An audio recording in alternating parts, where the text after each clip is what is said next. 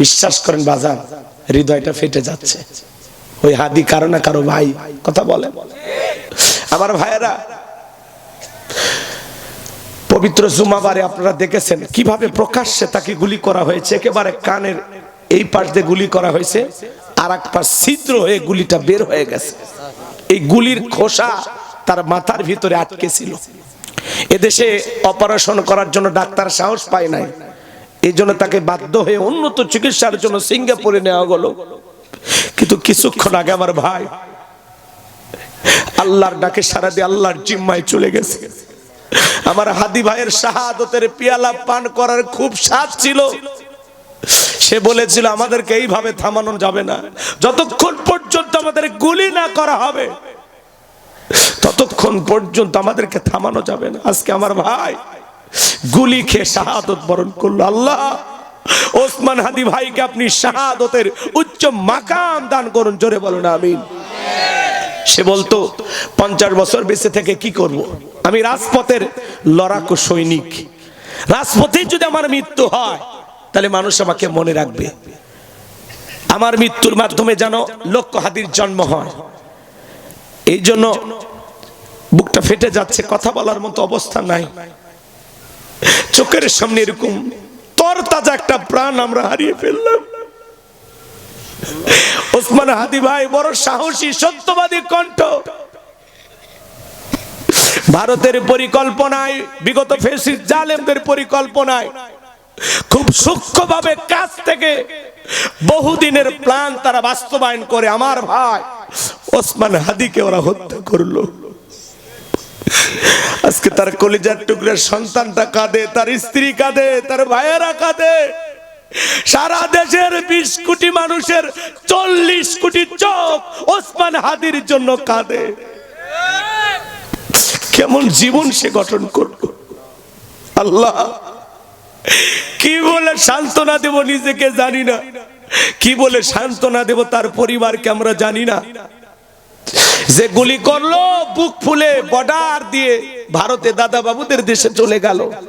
প্রশাসন কি করলো, রাষ্ট্রের যারা দায়িত্বে আছে তারা কতটুকু দায়িত্ব পালন করলো, এটা কারা হত্যা করেছে, কেন হত্যা করেছে, এর বিচার বাংলাদেশে হওয়ার দরকার আছে না নাই? আমরা শোককে শক্তিতে পরিণত করব। আমাদের ভাইকে আমরা হারিয়েছি, আমাদের ভাইয়ের রক্ত রাজপথে পড়েছে। যেই রাজপথে ওসমান হাদির রক্ত পড়েছে, এই রাজপথে আবারও লক্ষ লক্ষ ওসমান হাদির জন্ম হবে। আর সেই ওসমান হাদিরা বাংলাদেশের এই গুণে ধরা ইনসাফপূর্ণ সমাজ কায়েম করার জন্য, বাংলাদেশের যে দুর্নীতি, এই দেশে যে কোরআন সুন্নাহর নিয়ম নীতি চালু নাই, এই দেশে যারা দুর্নীতি করতেছে, লুটপাট করতেছে, পরিকল্পনা করে যারা আমার ভাইকে হত্যা করেছে, এই হত্যার বদলে বাংলাদেশে নতুন কোটি কোটি হাতির জন্ম হবে। যারা আবারও প্রতিবাদ করবে, কথা বলেন ঠিক কিনা? যতদিন পর্যন্ত এই দেশে ইনসাফ কায়েম না হবে, ন্যায় বিচার কায়েম না হবে, মানুষের অধিকার প্রতিষ্ঠিত না হবে, ততদিন পর্যন্ত হাদিদের লড়াই চলবেই, কথা বলেন ঠিক কিনা? আমার ভাইকে আমরা হারিয়েছি, আল্লাহর কাছে দোয়া করি আল্লাহ আমার ভাইকে আপনি জান্নাতের উচ্চ মাকাম দান করেন। একটু জোরে বলেন আমিন। ছেলেটা কি কোনো অপরাধ ছিল না, সত্য কথা বলতো। সে সব সময় বলতো যে ইনকিলাব জিন্দাবাদ, ইনকিলাব জিন্দাবাদ। আমরা এই দেশে আমরা ন্যায় বিচার কায়েম করব, ইনসাফ কায়েম করব, ইনসাফ। যে 54 বছরে আপনারা অনেক কিছু দেখেছেন, রাষ্ট্রের কেউ কিছুই পায় নাই।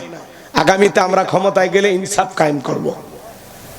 ওরা বুঝে ফেলেছে, পরিকল্পনা করে ছেলেটাকে হত্যা করেছে, কথা বলেন ঠিক কিনা?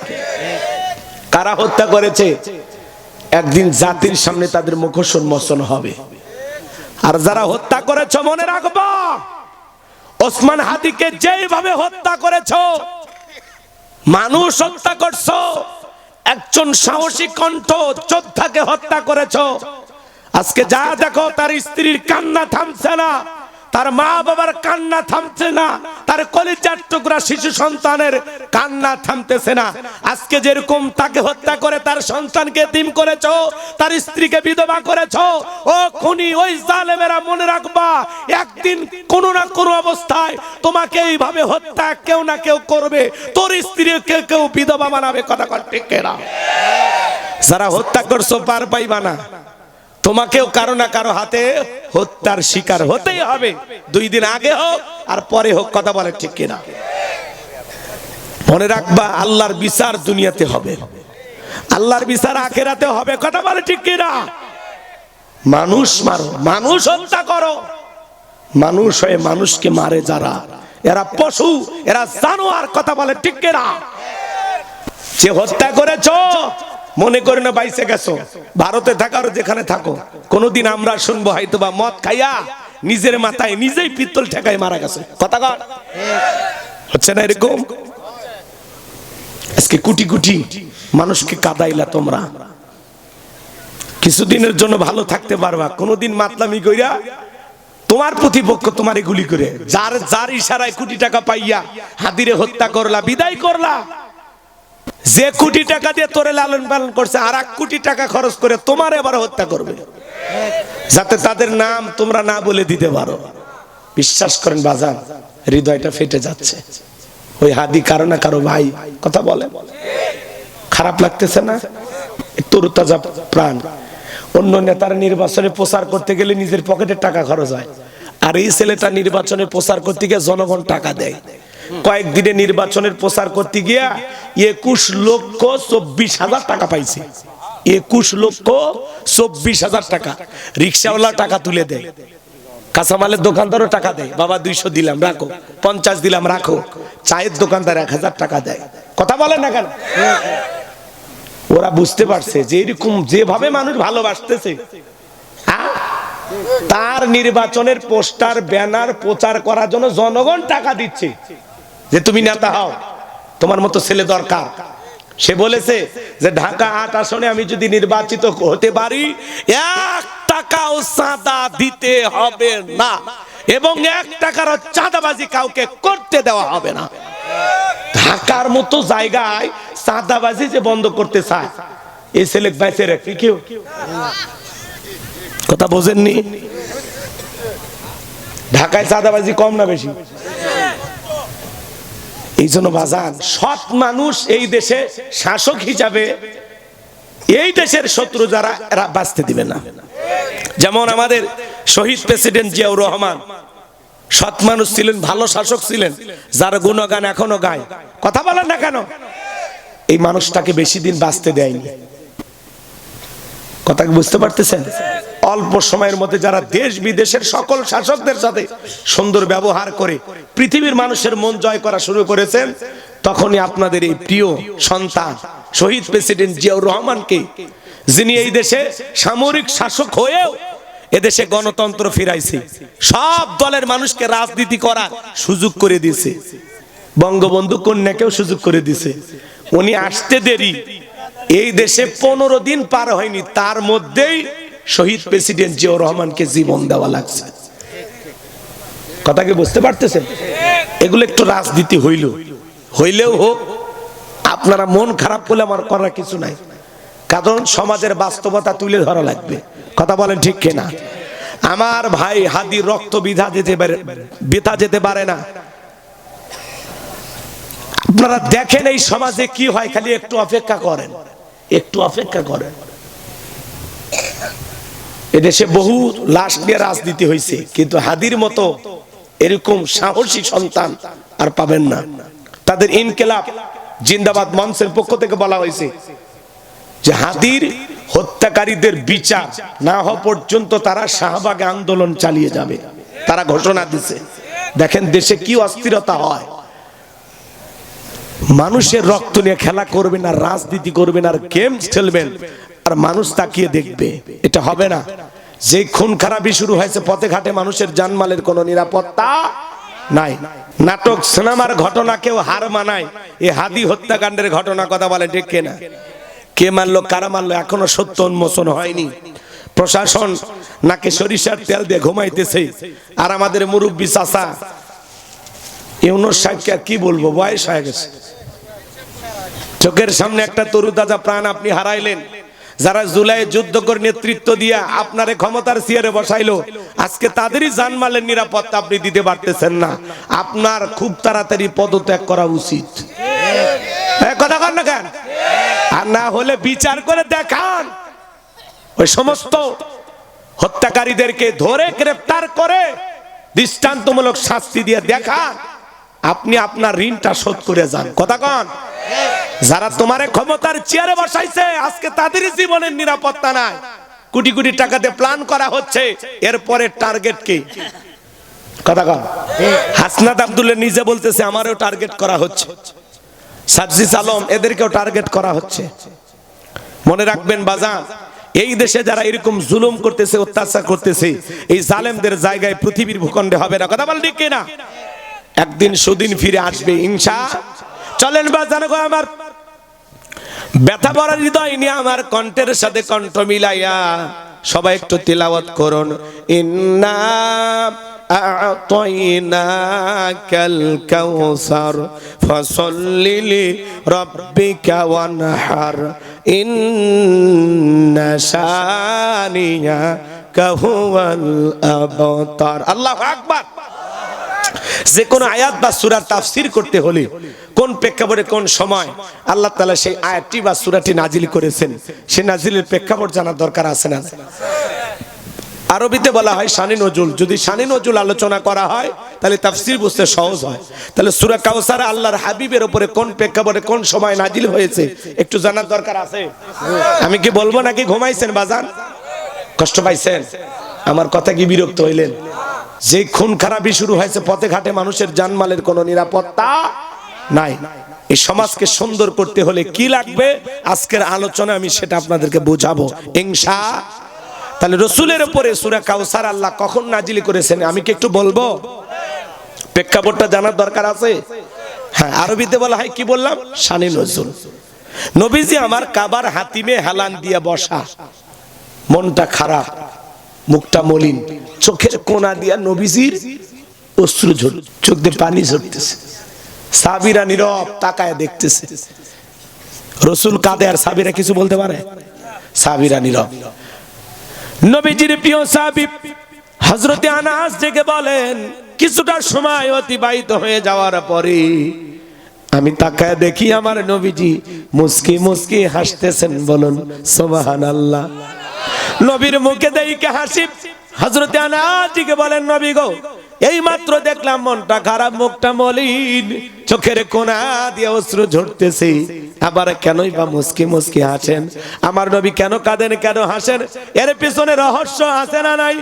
নবীজির কান্না করার কারণ হলো নবীজির কলিজার টুকরা ছেলে সন্তানগুলো জন্ম নেয়, আর এক একে ছেলে সন্তানগুলো মারা যায়। আবুল কাসেম মারা যায়, আবু তাকার মারা যায়, ইব্রাহিম মারা যায়।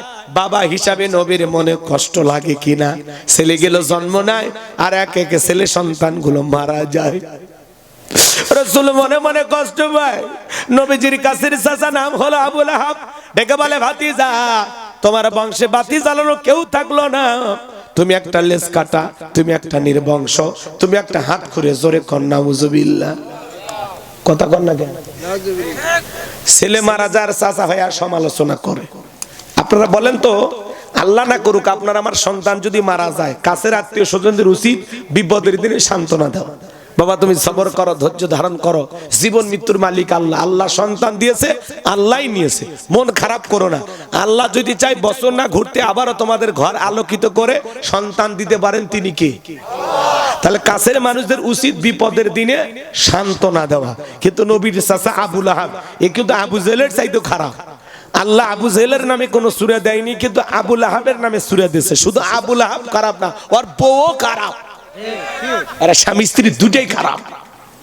এটা সূরা লাহাবের তাফসীর করলে আপনারা বুঝতে পারতেন, কিন্তু ওই দিকে আলোচনা নিয়ে গেলে আমার 5টা পর্যন্ত ওয়াজ করেও শেষ হবে না। আমার দিকে তাকান।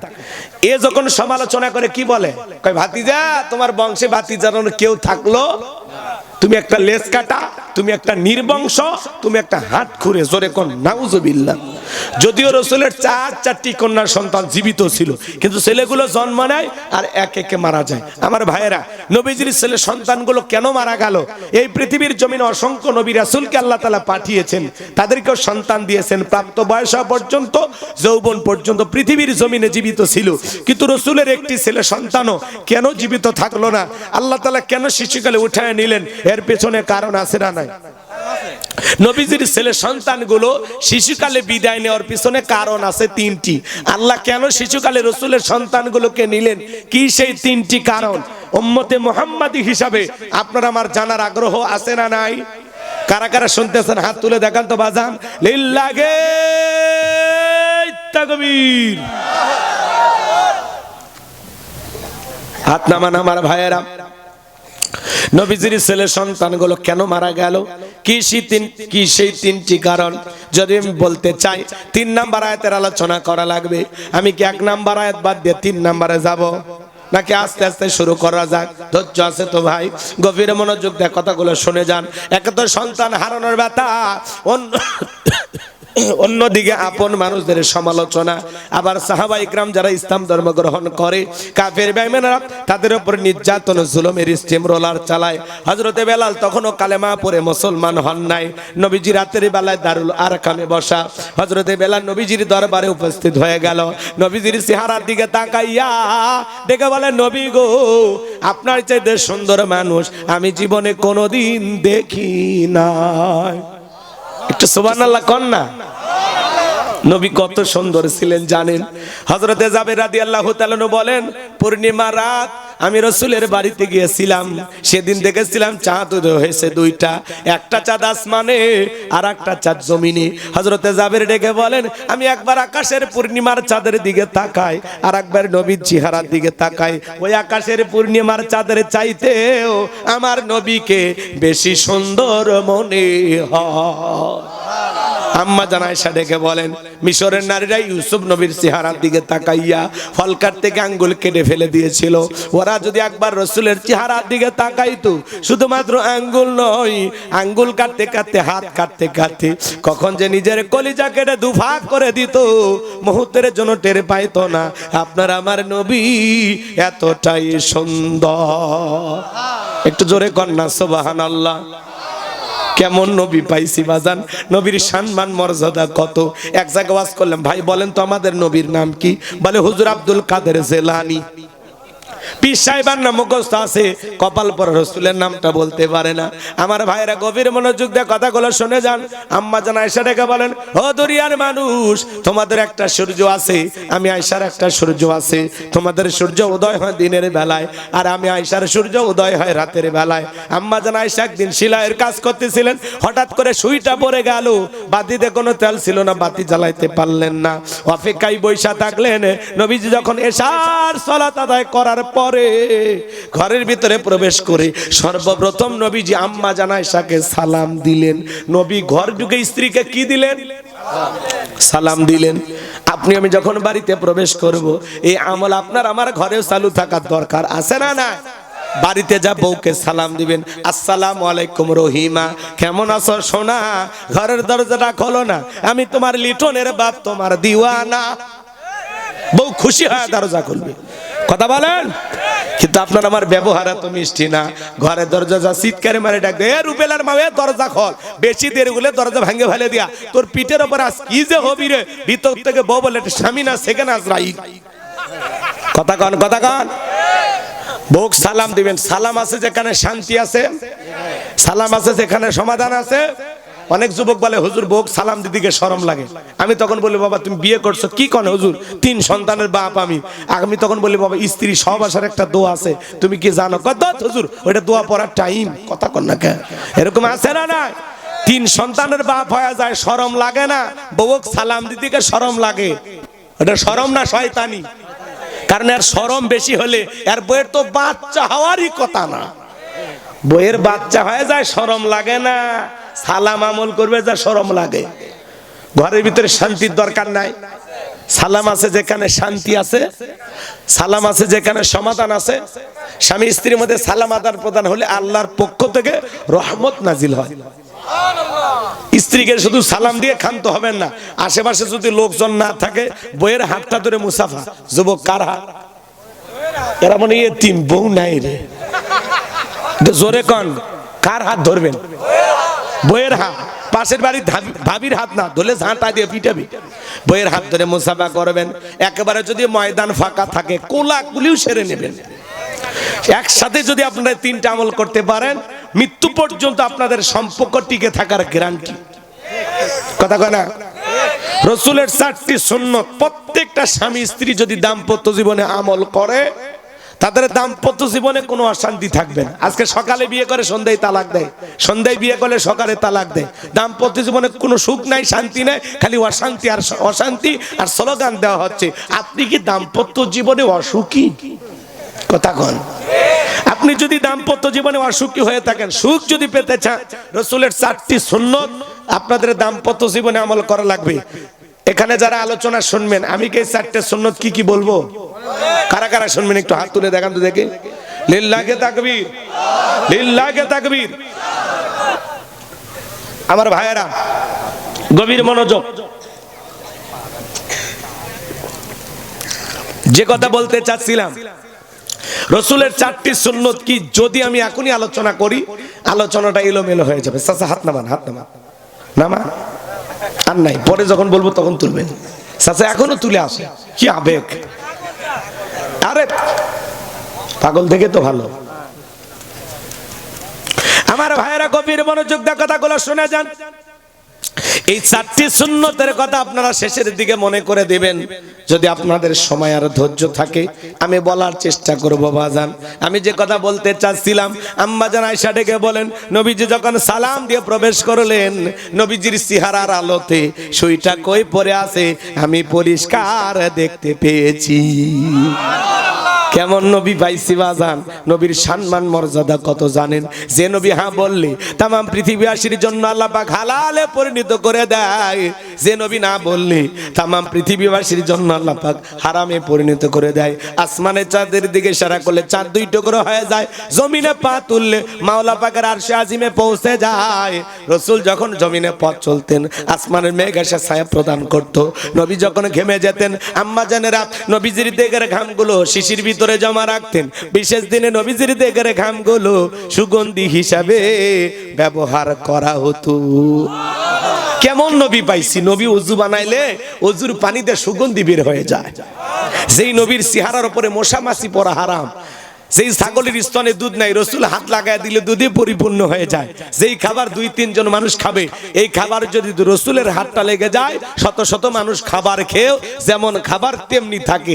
কেমন নবী পাইছি, যেই নবীর চেহারার দিকে তাকাইলে পেটের ক্ষুধা নিবারণ হয়ে যাইতো। সুবহানাল্লাহ কন। পাইলে নিরালাই গো নবী, পাইলে নিরালাই, পাইলে নিরালাই গো নবী, পাইলে নিরালাই। 2 কদমে চুমু খাবো, 2 কদমে চুমু খাবো, চরণ ধুলি মাগবো গায়। পাইলে নিরালাই গো নবী, পাইলে নিরালাই। জোরে কোন মারহাবা। সেই নবীর কাছে বেলাল কথা মনে আছে না নাই? বেলাল ডেকে বলে, নবী গো আপনি কালেমার দাওয়াত দেন, ইসলামের প্রচার প্রসার করেন, দয়া করে আমারে কালেমা পড়ায়া দেন। নবী হযরত বেলালকে পড়া দিলেন, লা ইলাহা ইল্লাল্লাহু মুহাম্মাদুর রাসূলুল্লাহ সাল্লাল্লাহু আলাইহি ওয়াসাল্লাম। হযরতে বেলাল কালেমা পড়ে মুসলমান হয়ে গেল। নবী আমার ডেকে বলে, বেলাল ইসলামের অবস্থা এখন ভালো না, কালেমা পড়েছ আপাতত প্রকাশ করা যাবে না। আপনারা বলেন তো বাজান, ইসলামের অবস্থা কি সবসময় ভালো থাকে? আজও তাম পৃথিবীর দিকে তাকায় দেখেন, ওই তাম পৃথিবীর জালেম আর বেঈমানের ঐক্যবদ্ধ হয়েছে পৃথিবীর জমিন থেকে ইসলাম আর মুসলমানকে মুছে ফেলে দেবে। কথা বলে ঠিক কি না? কিন্তু ওরা তো জানে না ইসলামের সুইচ আছে কার হাতে। আর একটু জোরে বলেন, কার হাতে? আমার আল্লাহ বলেন, ইউরিদুনা লিতুফিউ নূরাল্লাহি বিআফওয়াহিহিম ওয়াল্লাহু মুতিম্মু নূরিহি ওয়ালাউ কারিহাল কাফিরুন। সূরা সাফ আয়াত নাম্বার 8 আল্লাহ রাব্বুল আলামিন জানিয়ে দিলেন কাফেররা চায় মুখের পথকার দিনের আলোকে ইসলামের আলোকে কোরআনের আলোকে নিভায়া দিতে। আমার আল্লাহ ডেকে বলেন আল্লাহু মুতিম্মু নূরিহি, এই জমিনে দিনের আলোকে কোরআনের আলোকে ইসলামের আলোকে আমি আল্লাহ রাব্বুল আলামিন প্রতিষ্ঠিত করেই ছাড়ব। যদিও কাফের বেঈমানদের অন্তরে যত ধরনের জ্বালা যন্ত্রণা হোক না কেন, বলেন আল্লাহু আকবার। নেতানিয়াহু বলেন আর ডোনাল্ড ট্রাম্প বলেন, যারাই মুসলমানের রক্ত নিয়ে খেলা করতেছে ওই জালেমদের জায়গা পৃথিবীর জমিনে হবে না। আজও চীনের উইঘুরে মুসলমানদের হত্যা করা হয়, আজও ভারতে গরুর গোশত খাওয়ার অপরাধে মুসলমানকে জীবন দেওয়া লাগে। কথা বলেন, এই জমিনেও যারা মুসলমানের রক্ত নিয়ে খেলা করেছিল, রাতের আধারে শাপলা চত্বরে যারা আলেমদেরকে হত্যা করেছিল, আলেমদেরকে মিথ্যা মামলা দিয়ে ফাঁসির দড়িতে ঝুলিয়েছিল, যাদের হাতে মুসলমানের রক্ত লেগেছিল, এই জুলাই আন্দোলনে শত শত হাজার হাজার মায়ের বুক যারা খালি করেছিল, যাদের হাতে মুসলমানের রক্ত লেগেছিল, ওরা ক্ষমতার চেয়ার রেখে পালিয়ে গেছে। আমরা চাইছিলাম পদত্যাগ, ম্যাডাম পদত্যাগ করেন। আল্লাহ বলে কিসের পদত্যাগ? ওরা যে অন্যায় অপরাধ করেছে শুধু পদত্যাগ না, আমি আল্লাহ ওদের দেশ ত্যাগ করতে বাধ্য করব। ইন্না বাতশা রাব্বিকা লাশাদীদ, আল্লাহর পাকড়াও বড় কঠিন। আল্লাহ ধরে ধরে না, যেদিন ধরেছে মামু বাড়ি দিল্লি গিয়ে পড়েছে। কথা কি বোঝেন? শোনেন, সমাজের অবস্থা খুব খারাপ। কথা বলেন। এক বেচারা নতুন হজ করে আসছে, হঠাৎ করে আপনাদের এই বাজারের নাম কি? মসজিদ বটতলা বাজারে গেছে। ওই দিন আবার ইমাম সাহেব আসেনি। কথা কি বুঝতে পারতেছেন? তো সবাই বলতেছে ইমামতি করবে কে? কই জুব্বার ঝুল যার বেশি লম্বা সে। এখন নতুন হাজি তো নতুন জুব্বা সৌদি আরব থেকে কাটিংও মারেনি, জুব্বা শেষরে যাচ্ছে। মানুষ কাছে বুজুর্গ পাওয়া গেছে। হাজি সাহেব বলতেছে বাবা যত বড় আলেম মুফতি মুহাদ্দিস ভাবতেছ আমি কিন্তু অত কিছু না। কয় না, আল্লাহ ওয়ালারা এরকম নিজেকে গোপন করে রাখে, আপনি সামনে যান। কচ্ছে বাবা রে অবস্থা কিন্তু ভালো না। কয় না, আপনি সামনে যান। জনগণ জোর করে সামনে দিয়ে দিছে। মাগরিবের নামাজ, কিসের নামাজ? কয় রাকাত? 3 রাকাত। এবার পিছন থেকে আকামত চলতেছে। বেচারা কোনো মতে দাঁড়াইয়া সূরা ফাতিহা শেষ করে প্রথম রাকাতেই সূরা নাস পড়ছে। এই নাস ছাড়া আর কোন সূরাই জানে না। কথা কি বুঝতে পারতেছেন? আচ্ছা, সূরা নাসের পরে আর কিছু আছে? আচ্ছা, কোন মতে খালি সিজদায় গেছে। প্রথম সিজদা দিয়া বেচারা দ্বিতীয় সিজদায় গেছে। আস্তে করে মসজিদের সাইডে বেড়া ছিল, ওই বেড়া ভেঙে পালিয়ে গেছে। আধা ঘন্টা হয়ে যায়, সিজদা থেকে ওঠে না। মুরব্বীরা গলা খা করতে, হুজুর আর কতক্ষণ? কথাকে বুঝতে পারতেছেন? গলা খা করতে বুঝাচ্ছে হুজুর আর কতক্ষণ, কিন্তু আছে ইমাম আছে নাই। এইবার মুরব্বী ডেকে বলে, ও ভাতিজা তুমি ছোট মানুষ, একটু মাথা উঁচু করে দেখো ইমাম স্ট্রোক করে মারা গেছে কিনা। কথাকে বোঝেন নাই? এইবার ছোট বাচ্চা বলে মুরব্বী আপনি জানেন না নামাজের মধ্যে কথা বলা জায়েজ নাই। বেটা জায়েজ না জায়েজ পরে, অনেক করুল সিজদায় পড়ে আছি, মাথাটা তুলে দেখ ইমাম আছে না নাই। এইবার মাথা তুলে দেখে ইমাম। কচ্ছে ইমাম মুসল্লি ইমামও নাই, বেড়া ভাঙ্গা পালিয়ে গেছে ইমাম। তাই নাকি? বলে হ্যাঁ। এবার সবাই তাকায় দেখে সত্যি তো ঘটনা তাই, ইমাম পালায় গেছে। কথা কন না কেন? রাগ করতেছেন? এই জন্য সমাজে যারা ইমামতি করা হলো এরা 1 রাকাতের ইমাম, এরা 2য় রাকাত পড়াইতে পারে না। এই জন্য 1 রাকাতের ইমাম হওয়ার কারণে কিন্তু এরা সমাজে হাজার হাজার কোটি কোটি জনগণকে ফেলাইয়া ওরা পালিয়ে গেছে। কথা বলে ঠিক কিনা? এই জন্য আগামীতে 1 রাকাতের ইমাম নয়, যারা আল্লাহর এই জমিনে আল্লাহর দ্বীনকে প্রতিষ্ঠিত করতে চায়, কোরআন সুন্নাহ সমাজে প্রতিষ্ঠিত করতে চায়, ওদেরকে সমাজের নেতা বানাইতে হবে।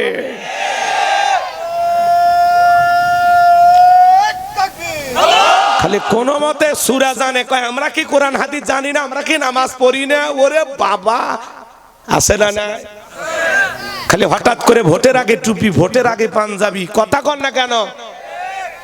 এই সুবিধাবাদ জিন্দাবাদ এগুলো আর চলবে না। আর আলেমদের দিকে বাঁকা চোখে তাকায় করে হুজুরেরা হলো ধর্ম ব্যবসায়ী। নির্বাচনের আগে যারা হঠাৎ টুপি পরে, হঠাৎ পাঞ্জাবি পরে, এরাই হলো সেরা ধর্ম ব্যবসায়ী। কথা কন ঠিক কিনা? আলেমদের দিকে বাঁকা চোখে তাকাবেন না, খবরদার আলেমদের দিকে বাঁকা চোখে তাকাবেন না। এই পৃথিবীর জমিনে যারা আলেমদেরকে লাঞ্ছিত করতে গেছে, আল্লাহ পুরো পৃথিবীর সামনে তাদেরকে লাঞ্ছিত করে ছেড়ে দিয়েছে। কারণ আলেমদের সাথে আছে কি? জোরে বলেন। আমরা বিচার কারো কাছে দিব না, জায়গা মতো দেব, সময় মতো বিচার করে দেবে। রাগ করতেছেন নাকি আপনারা? এজন্য সমাজের ইমাম বুঝে শুনে বানানোর দরকার আছে না নাই? চলেন না বাজানোর সামনের দিকে যায়। যারা এই দেশের জনগণের রক্ত নিয়ে খেলা করেছিল আজকে আছে? আছে? নাই। নিজেদের তৈরি করা ট্রাইব্যুনাল নিজের নামে ফাঁসি রায় হয়ে গেছে। আল্লামা সাইদি হুজুরের বিরুদ্ধে ফাঁসি রায় হয়েছে, সারা দেশে মানুষ মারা গেছে প্রায় 2 শতাধিক। আর 16 বছরের প্রধানমন্ত্রী, তার বিরুদ্ধে ফাঁসি রায় হয়, একটা মশাও মরে না। কথা কন না কেন? আবার ওরা বলতেছে এই অবৈধ ট্রাইব্যুনালের রায় মানি না। নিজেরাই ট্রাইব্যুনাল গঠন কইরা যখন জামাত বিএনপির বিচার করছেন তখন মজা লাগছে, বৈধ ছিল। এখন নিজের ঘরে বিচার করেছে, অবৈধ হয়ে গেছে। কথা কয়। আবার উনি মাঝে মাঝে ওনার কল রেকর্ড ফাঁস হয়, আমাদের ছাড়া থাকতে পারবে না তো, ভালো নাই তো। কথা কথা এই দেশের শান্তি আর চেয়ারে থাকার গরম আছে না? এখন নরম সুরে কথা বলে, দেশের কাছে আছি, চট করে ঢুকবো। আপনি যাওয়ার আগে বলে যাননি, আসার আগে বলার দরকার নাই। মেয়ে মানুষ, আমরাও চাই কতদিন বাইরে থাকবেন, আপনি দেশে আসেন। কথা কন না কা? বুবু আহিবা তুমি আইবা গো, সেহিদিন আইসা বুবু ক্ষমতা পাইবা না। ও বুবু আহিবা তুমি আইবা গো, সেহিদিন আইসা বুবু ক্ষমতা পাইবা না। খোঁজনাই বহু কাদের কাকার অবস্থা খারাপ, দরবেশ বাবার হাও নাঙ্কেল এখন সামনে আসে না। নেতা কর্মী সব জেলের ভিতর, বুবু আছে ডরের ওপর, কখন জানি আসে গ্রেফতারি পরোয়ানা। বুবু আহিবা তুমি আইবা গো, সেদিন আইসা বুবু চিয়ার পাইবা না। ক্ষমতার চেয়ার থেকে নামা সহজ, ওই চেয়ারে ওটা কঠিন। কথা বলে ঠিক কিনা? আর আমরা আগামীতে সিদ্ধান্ত নেব, আর যাই হোক কোন নারীকে এই দেশের প্রধানমন্ত্রী বানাবো না। যে দলেরই হোক, পুরুষ হবে আমাদের নেতা। নারীদের দেখার দিন শেষ, আগামীতে পুরুষের বাংলাদেশ। কারা কারা পুরুষ নেতা চান হাত তুলে দেখান। লিল্লাহে তাকবীর। হাত নামান। মেয়ে মানুষের রাগ বেশি, জেদ বেশি। দেখেন না, স্বামীর সাথে ঝগড়া লাগে, হাড়ি পাতিল ভেঙে ফেলে দেয়, স্বামী তুলে আসার মারে পালিয়ে যায়। কষ্ট হচ্ছে আপনাদের? বিরক্ত হইতেছেন আপনারা? আমার ভাইয়েরা মন খারাপ করেন নাকি? ভয় পাচ্ছেন? কষ্ট হচ্ছে? আমার ভাইয়েরা বুঝে শুনে, তবে হ্যাঁ, 3 বারের সাবেক প্রধানমন্ত্রী, দেশ নেত্রী, আপনাদের পুত্রবধূ বেগম খালেদা জিয়া, তার কথা ভিন্ন। উনি জীবন মৃত্যুর সন্ধিক্ষণে লাইফ সাপোর্টে বেঁচে আছেন। জানি না কতটুকু। এই কি আছে? কি আছে?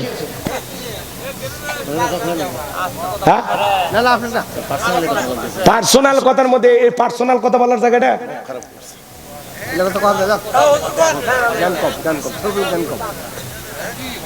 খবরদার বেয়াদবি করো। বগুড়ার জামাইয়ের সাথে ভালোভাবে কথা কও। এই শোধ কিন্তু ঘরে যা তুলো, যাও গল্প করার বাইরে যা করো। কথা কন। খারাপ লাগে নাকি? জুলুম করে চলে গেছে, তার কথা বলা যাবে না? পুটুর পাটুর করবেন না, তাহলে বোঝা যাবে আর দালাল। হ্যাঁ, কথা কন। 3 বারের সাবেক প্রধানমন্ত্রী, দেশ নেত্রী বেগম খালেদা জিয়া অসুস্থ হয়ে এখনো হাসপাতালে পড়ে আছেন। সারা দেশের মসজিদ মাদ্রাসা থেকে দল মত নির্বিশেষে এদেশের কোটি কোটি মানুষ দোয়া করতেছে, আল্লাহ আর একবার বেগম খালেদা জিয়াকে সুস্থ করে আমাদের মাঝে ফেরায় দাও। জোরে বলেন আমিন, জোরে বলেন আমিন। এই দেশের আপসহীন নেত্রী তাকে বলা হয়, দেশপ্রেমিক একজন নেত্রী, তার নাম বেগম খালেদা জিয়া। এদেশের মানুষকে বিপদে ফেলে পালায় যায়নি। ওনার সম্মান, ওনার কথা ভিন্ন।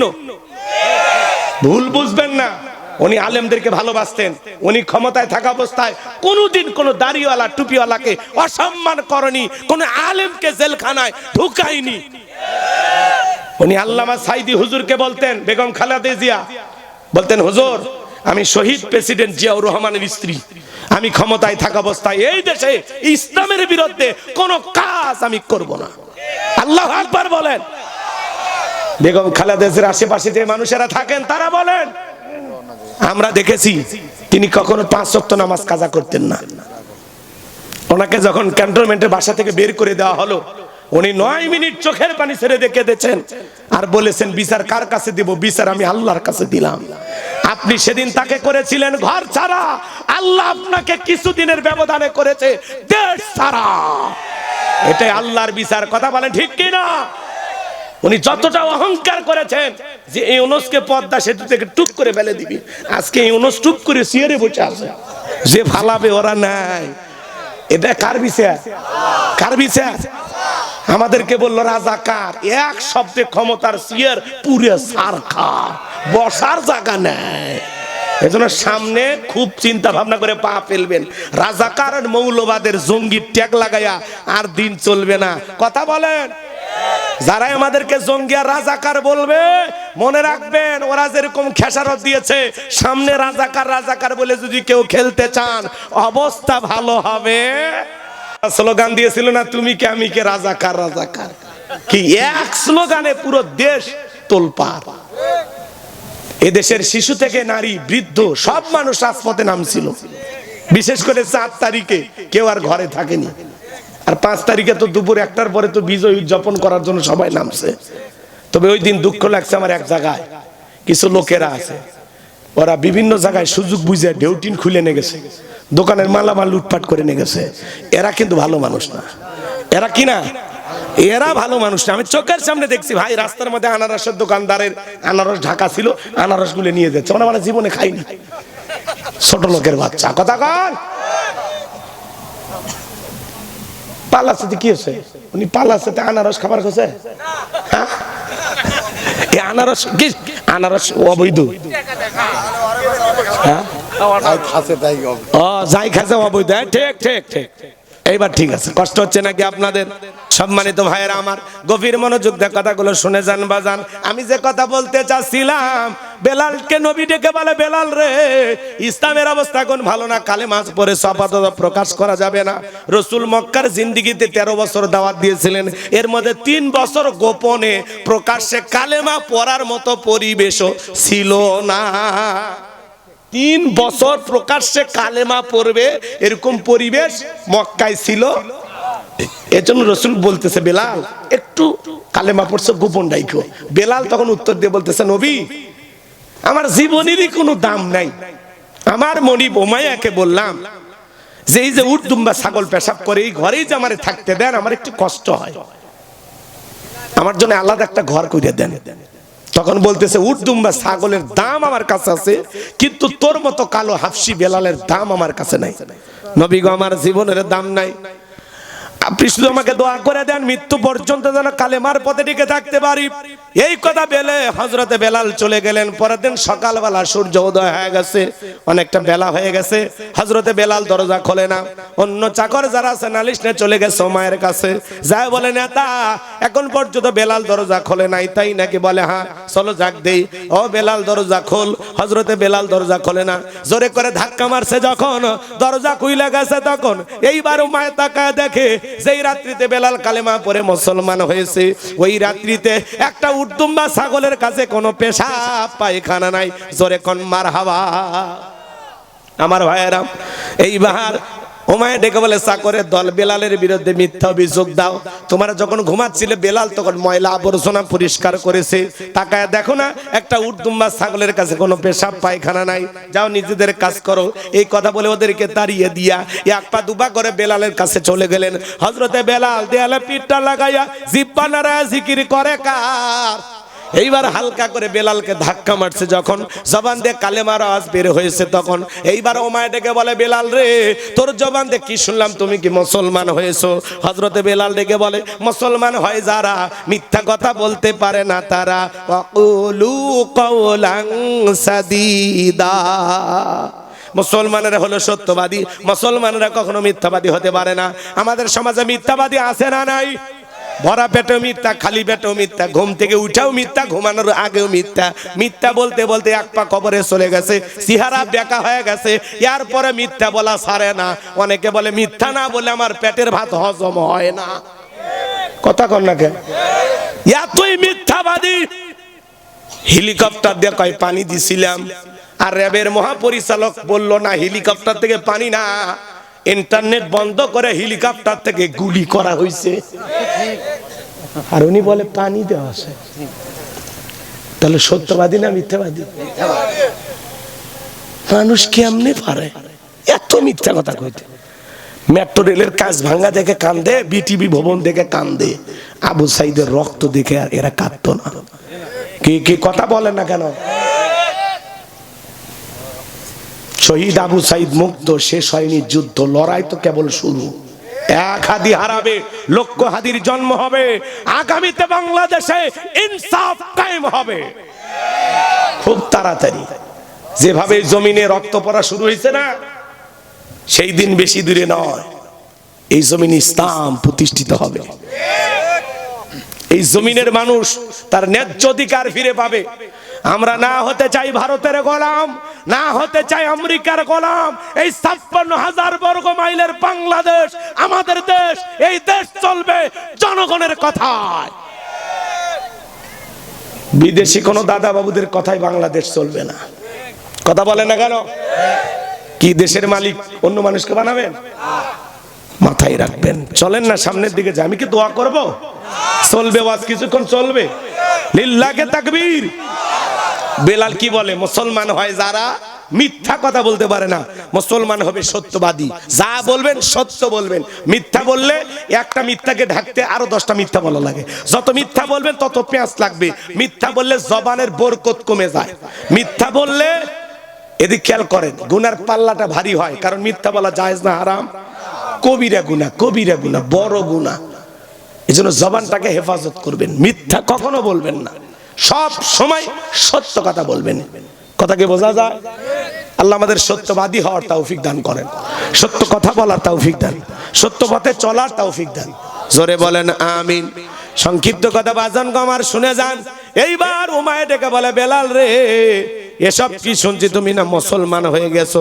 তাহলে এখনো সময় আছে, তুমি যদি চাও ওর তোমার ছাগলের মালিক বানায় দেব, থাকার জন্য ভালো ঘরের ব্যবস্থা করে দেব। হযরতে বেলাল ডেকে বলে, উমাইয়া, দুনিয়ার কোন পার্থিব সম্পদের বিনিময়ে বেলাল তার ঈমান বিক্রি করবে না। এইবার উমাইয়া ডেকে বলে, আমার কথা না শুনলে বড় নেতা আবু জেহেলকে খবর দিব।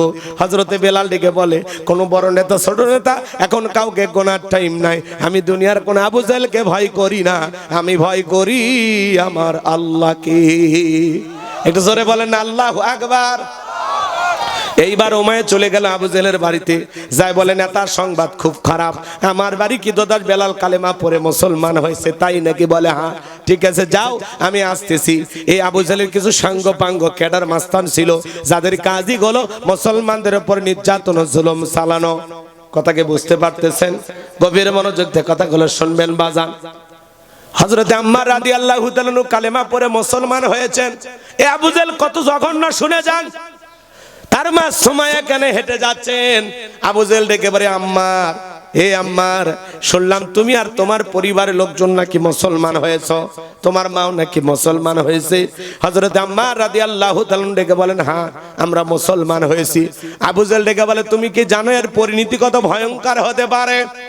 এই কথা বলে আম্মার এবং তার মা সুমাইয়া রাদিয়াল্লাহু তাআলা কে ধরলেন, একটা ফাঁকা মাঠের মধ্যে নিলেন, আর ডেকে বলে, আম্মার রে, এখন যদি একটা খেলা দেখায় বলতো কেমন হবে?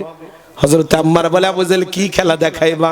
বলে, তোর চোখের সামনে যদি আমি তোর মাকে উলঙ্গ করি বলতো কেমন হবে? হযরত আম্মার মাথাটা তোর নত করলেন।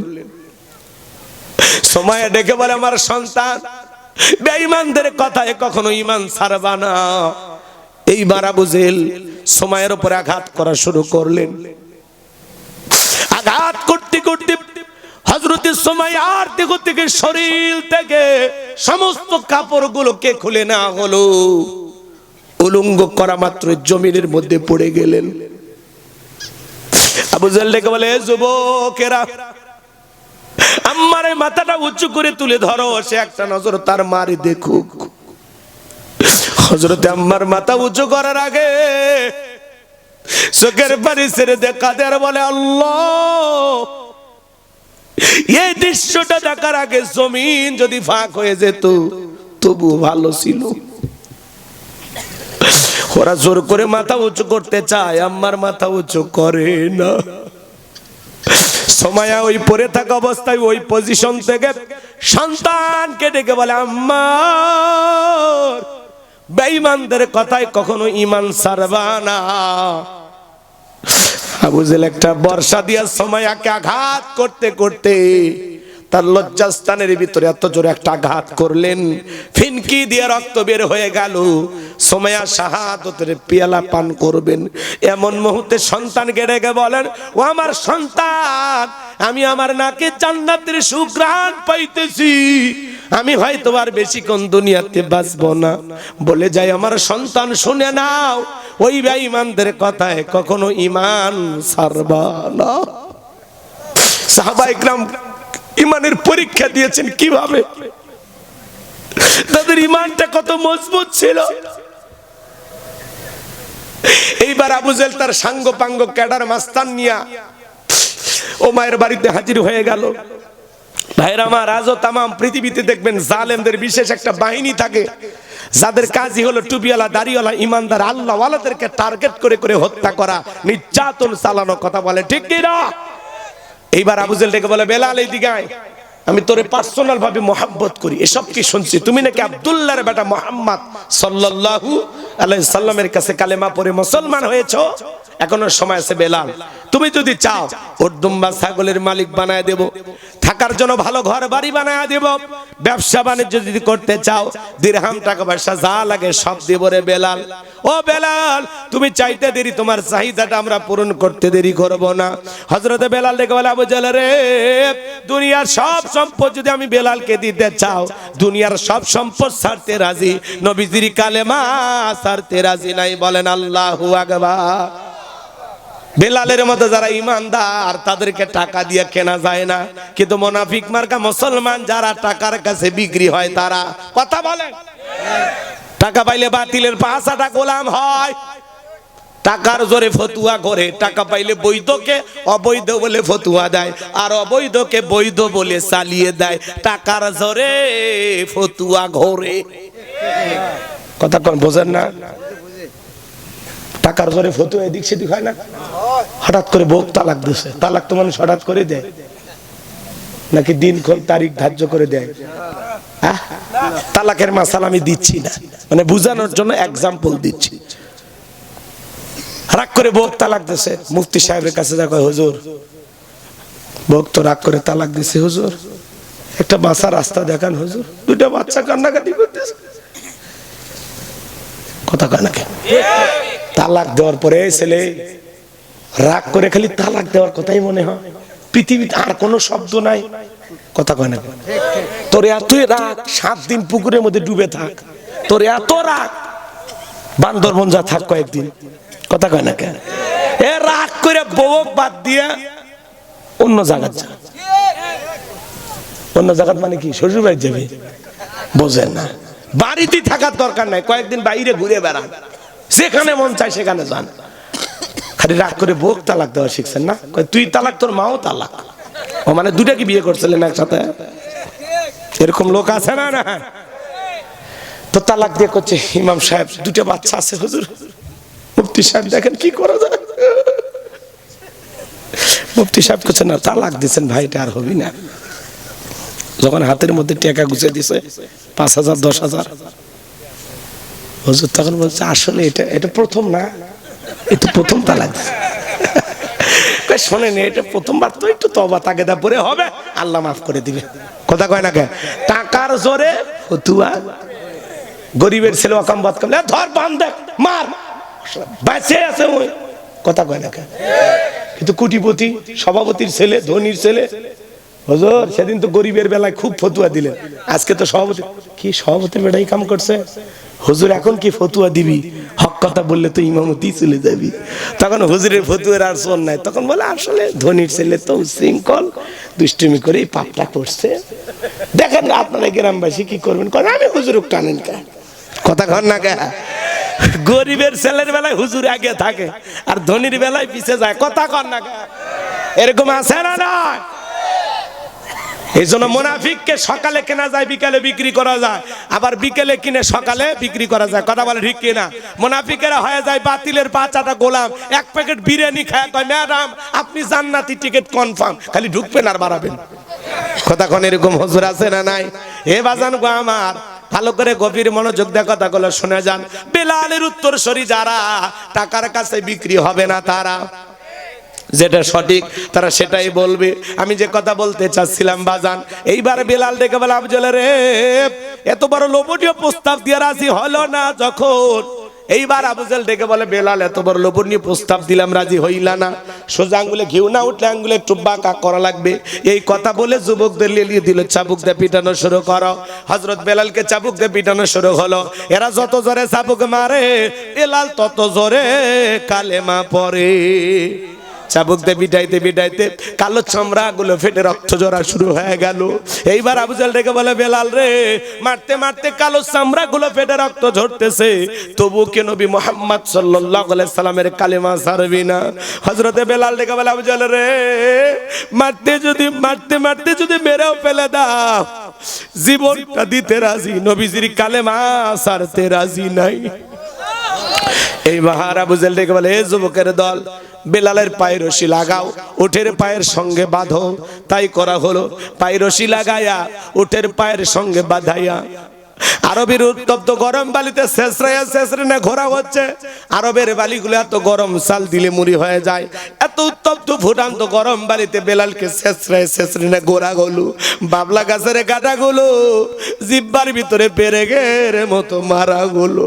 বিকেল বেলা নিয়ে এসে বলে, বেলাল, চাবুক দিয়ে পিটাইলাম, পায়ে রশি লাগাইয়া নে ঘুরলাম, এত নির্যাতন জুলুম করা গেল রে বেলাল, তবু কি নবী মুহাম্মদ সাল্লাল্লাহু আলাইহি সাল্লামের কালেমা ছাড়বি না? হযরত বেলাল ডেকে বলে, আবু জাহেল রে, মারতে মারতে যদি মেরেও ফেলে দাও, বেলালের নিঃশ্বাস থাকবে যতদিন, বেলাল ইসলামের পথে টিকে থাকবে ততদিন। আর একটু জোরে কন না আল্লাহু আকবার। এবার আবু জাহেল ডেকে বলে, এ যুবকের দল, বড় একটা পাথর নিয়ে আসা বেলালের বুকের উপরে চাপায়া দাও। বিশাল বড় একটা পাথর নিয়ে আসা হযরতে বেলালের বুকের উপরে চাপায়া দেওয়া হলো। আবু জাহেল মনে করলো পাথরের চাপার আঘাতে বেলাল মারা যাবে, এই কথা ভেবে কাফেররা চলে গেল। হে বাজান, হাত বাঁধা পা বাঁধা, বুকের উপরে বিশাল বড় পাথর, রক্তাক্ত জিহ্বাটা দাঁড়াইয়া চোখের কোনা দিয়া পানি ঝরে, আর বেলাল কণ্ঠ দিয়া তবু আল্লাহর নামে জিকির করে। ও বগুড়ার শেরপুরের তেতুলিয়ার মুসলমানেরা, আপনাকে জিকির করার জন্য কেউ মারে না, পেটে না, ধমক দেয় না, তবু আমরা কপাল পরে আল্লাহর জিকির করি না। জিকির করার জন্য আলাদা সময় লাগে না বাজান। ও মুসলমান, মাঠে কাজ করতে করতে জিকির করা যায়, ব্যবসা বাণিজ্য করতে করতে জিকির করা যায়, দোকানদারি করতে করতে জিকির করা যায়, রিক্সা ভ্যান চালাতে চালাতে জিকির করা যায়। হাদিস শরীফের ভিতরে আসছে, আমার নবী বলেন, যার জিহ্বাটা আল্লাহর জিকিরে তরু তাজা থাকবে, আল্লাহর জিকিরে ভিজা থাকবে, ওই জিহ্বাওয়ালা মানুষ কোনোদিন জাহান্নামের আগুনে জ্বলবে না। বলুন সুবহানাল্লাহ। তোমরা আমারে স্মরণ করো, আমি আল্লাহ তোমাদেরকে স্মরণ করব। কৃতজ্ঞতা প্রকাশ করো, অকৃতজ্ঞ হইও। সবসময় জবানে জিকির চালু রাখতে হবে। কার? সব সময় পড়বেন সুবহানাল্লাহ, আলহামদুলিল্লাহ, লা ইলাহা ইল্লাল্লাহ, আল্লাহু আকবার, সুবহানাল্লাহি ওয়া বিহামদিহি, সুবহানাল্লাহিল আযীম। পারবো তো ইনশাআল্লাহ? মহিলা মা বোন যারা শুনতেছেন, মা, মাসে কয়েকদিন আপনারা অসুস্থ থাকেন, যে সময় আপনাদের নামাজ পড়া নিষেধ আছে, ওই সময় আপনারা চাইলে বেশি বেশি জিকির করবেন। জিকির করতে কোনো বাধা নাই, সব সময় জিকির করা যায়। কথা কয় না কেন? জিকির করার জন্য আলাদা ওযুর কোনো প্রয়োজন নাই। তাহলে জবানে সবসময় জিকির চালু থাকবে কার? ভাই, ফাও গল্প করে সময় নষ্ট করে লাভ আছে? যত বেশি মালিকের জিকির করবেন। রাসূলের এক সাহাবী বলে, নবী, ইসলামের এত বিধি বিধান তো মনে থাকে না, আমার সহজ কোন আমল দেন। আল্লাহ রাসূল বলতেছে, আমার সাহাবী, সহজ আমল হইল, যদি তুমি পারো সব সময় আল্লাহর জিকিরে জিহ্বাটা ভিজে রাখবা, আল্লাহর জিকিরে জিহ্বাটা তরুতাজা রাখবা, এই জিকির তোমাকে জান্নাতে পৌঁছায় দেবে। আর সহজ আমল আছে? তাহলে সব সময় জবানে জিকির চালু থাকতে হবে কার? সবসময় হিন্দি গান, বাংলা গান, বউরে গালি, এলাকার লোকের গিবত, সমালোচনা, কথা কয় না কেন? এগুলোই তো জবানে আছে। অন্যের গিবত করে দিন যায়, অন্যের সমালোচনা করে দিন যায়। জমিতে কাজ করেন আর মোবাইলে গান শুনতেছেন, কথা কওয়া লাগবে, কথা কওয়া লাগবে, আছে না? কাজ করতেছে মাঠে ময়দানে আর গান টান মারতেছে, কি তাই? কি ভোজপুরি গান, গান ওটা কোন দেশে? ভারতে,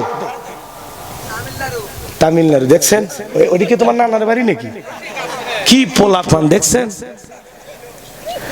মুসলমান জবান দিয়ে গান না জিকির, গান না জিকির, গান না জিকির, কি খালি একটু একটু না সব সময়?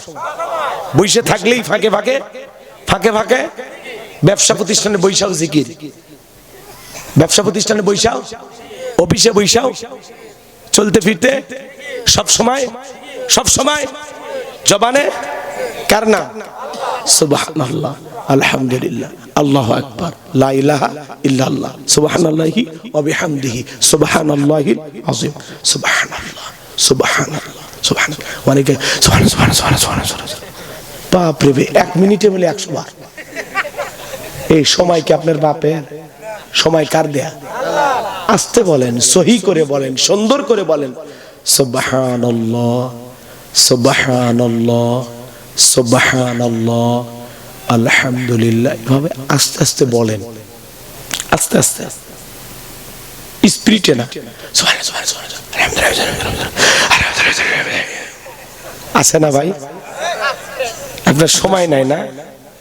আল্লাহরে বেশি ডাকা লাগবে না, অল্প অল্প করে ডাকেন, সুন্দর করে ডাকেন, দরদ নিয়ে ডাকেন, ভালোবাসে ডাকেন। সুবহান সুবহান কইলে আল্লাহ খুশি হবে না? সুবহানাল্লাহ, সহি শুদ্ধ করে সুন্দর করে মালিকের নামটা নিতে হবে। সুবহানাল্লাহ। আল্লাহ না আল্লাহ? আল্লাহ না আল্লাহ? পারবেন তো ইনশাআল্লাহ? আজান শোনেন না? আগেকার মুরব্বীরা আজান দিত, শুনছেন? আল্লাহু আকবার। আর এখন কি কয়? আল্লাহু আকবার। তাই আজানের শব্দ শুনে তো আপনি পরিবর্তন হতে পারেন। কথা কি বুঝাইতে পারলাম? আল্লাহ, আল্লাহ শব্দের ডানে জবর, তাহলে কি হবে? লটা মোটা হবে। আল্লাহ। কষ্ট হচ্ছে না? ওইলে হোক গো, তোলা হওয়া লাগবে না। রাগ করতেছেন নাকি আপনারা? লিল্লাহি তাকবীর। হযরত বেলাল রক্তাক্ত জিহ্বাটা নিয়ে আল্লাহর জিকির করে, চোখের পানি ছেড়ে দিয়া কাঁদে আর আল্লাহকে ডেকে বলেন, আল্লাহ তুমি তো সেই আল্লাহ, ইব্রাহিমের জন্য যদি নমরুদের আগুনকে ফুলের বাগান বানায় দিতে পারো, ও আল্লাহ তুমি কি পারো না বেলালের বুকের পাথরটাকে তুলার মতো নরম বানায় দিতে? বুকের উপরে পাথর থাকার কারণে তোমার মতো মালিকের জিকির করতে বড় কষ্ট হয়। ও আল্লাহ তুমি কি পারো না বেলালের বুকের পাথরটাকে তুলার মতো নরম বানায় দিতে? হযরতে বেলাল দোয়া করতে দেরি, আমার আল্লাহ দোয়া কবুল করতে দেরি করে নাই। বেলালের বুকের পাথরটাকে আমার আল্লাহ তুলার মতো নরম বানিয়ে দিয়েছে। আশিক রাসূল বেলাল, নবীর পাগল বেলাল, নবীকে কতটা মহব্বত করতেন জানেন? নবী যখন মক্কা নগরীতে পথ চলতো, বেলাল একবার ডানে যায় আর একবার বামে যায়। নবী দেখে বলে, বেলাল বুঝেন, একবার ডানে যাও একবার বামে যাও, কারণটা কি? হযরতে বেলাল দেখে বলে, নবী আপনি কালেমার দাওয়াত দেন, ইসলামের প্রচার প্রসার করেন, ওই কাফেররা হলো আপনার শত্রু, আপনাকে টার্গেট করে যদি ডান থেকে তীর নিক্ষেপ করে, নবী গো আমি ডান দিকে যাই আর মনে মনে ভাবি ওই তীরটা যেন সর্বপ্রথম আমি বেলালের বুকের ভিতরে ঢোকে, আবার বাম দিকে যায়, মনে মনে ভাবি গো নবী ওরা যদি বাম থেকে তীর নিক্ষেপ করে, ওই তীরটা যেন সর্বপ্রথম আমি বেলালের বুকের ভিতরে ঢোকে।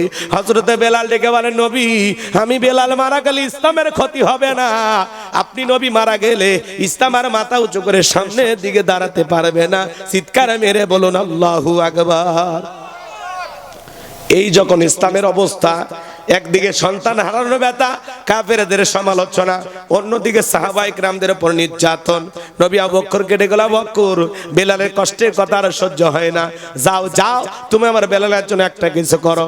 হযরত আবু বকর সিদ্দিক রাদিয়াল্লাহু তাআলা আনহু কয়েক গুণ দাম বেশি দিয়া গোলামের জীবন থেকে হযরত বেলালকে আজাদ করলেন, মুক্ত করলেন। বলুন আল্লাহু আকবার। এই যখন ইসলামের অবস্থা, এই জন্য নবীজির মনটা ভীষণ খারাপ। নবীর যখন মন খারাপ, নবীকে সান্ত্বনা দেওয়ার দায়িত্ব কার? আমার আল্লাহ ডেকে বলে, জিবরাইল, আমার বন্ধুর মা নাই, বাবা নাই, আমি স্যার আমার বন্ধুর কেউ নাই রে জিবরাইল। আমার বন্ধুর মনটা হয়েছে ভারী, আমি আল্লাহ সইতে নাহি পারি। লাহু মাহফুজ থেকে সূরা কাউসার নিয়ে যায় আমার বন্ধুর ওপর নাজিল কর তাড়াতাড়ি। নবী তখন ডেকে বলেন, আনাস, আমার মনটা কেন খারাপ তোমরা জানো? কিন্তু আমার মুস্কি হাসি দেওয়ার কারণ হলো এই মাত্র আসমান থেকে জিবরাইল এসে আমার উপরে সূরা কাউসার নাজিল করলো। নবী তখন মুস্কি হাসলেন আর সাহাবায়ে কেরামদের সামনে তেলাওয়াত করে শুনিয়ে দিলেন। জবান ছেড়ে সবাই একটু মহব্বতে আরেকবার তেলাওয়াত করুন। ইন্না আ'তাইনাকাল কাউসার ফাসাল্লি লিরাব্বিকা ওয়ানহার ইন্না শানিয়াকা হুয়াল আবতার। আল্লাহু আকবার। আমার আল্লাহ রাব্বুল আলামিন বলেন, ইন্না আ'তাইনাকাল কাউসার, অবশ্যই আমি আল্লাহ পাক আপনাকে হাউজে কাউসার দান করেছি। এই পৃথিবীর অন্য কোন নবী রাসূলকে আল্লাহ তাআলা হাউজে কাউসার দান করেন নাই। আপনার আমার নবীকে আল্লাহ তাআলা স্পেশাল ভাবে সূরা এদিকে খেয়াল করেন, হাউজে কাউসার গিফট করেছেন। হাউজে কাউসার আল্লাহ তাআলা রাসূলকে দান করেছেন, ভালোবেসে উপহার দিয়েছেন। সুবহানাল্লাহ বলবেন না? এইজন্য আল্লাহ বলেন, ইন্না আ'তাইনাকাল কাউসার, নিশ্চয়ই আমি আল্লাহ পাক আপনাকে হাউজে কাউসার দান করেছি। সুবহানাল্লাহ। এই হাউজে কাউসারের পানি দুধের মতো সাদা, পানির মতো ক্লিয়ার, মধুর চাইতে মিষ্টি। ওই কঠিন কিয়ামতের ময়দানে যেদিন বিচার দিবস কায়েম হয়ে যাবে, ওই বিচার দিবসের একদিন হবে 50,000 বছরের সমান। যেদিন সূর্য সোহাগ মাথার উপরে চলে আসবে, মানুষের মাথার মগজগুলো টকবক করে গলবে। যেদিন জমিন হয়ে যাবে পাহাড়, জমিনটা হয়ে যাবে তামার জমিন, পাহাড় পর্বত নদী নালা খাল বিল বিল্ডিং ইমারত কোনো কিছু থাকবে না। কুল্লু মান আলাইহা ফান, এই পৃথিবীর জমিনের সবকিছু আল্লাহ তাআলা ধ্বংস করে দেবেন। ওই কঠিন কিয়ামতের ময়দানে বেঈমানদের জিহ্বা নাভি পর্যন্ত ঝুলে আসবে।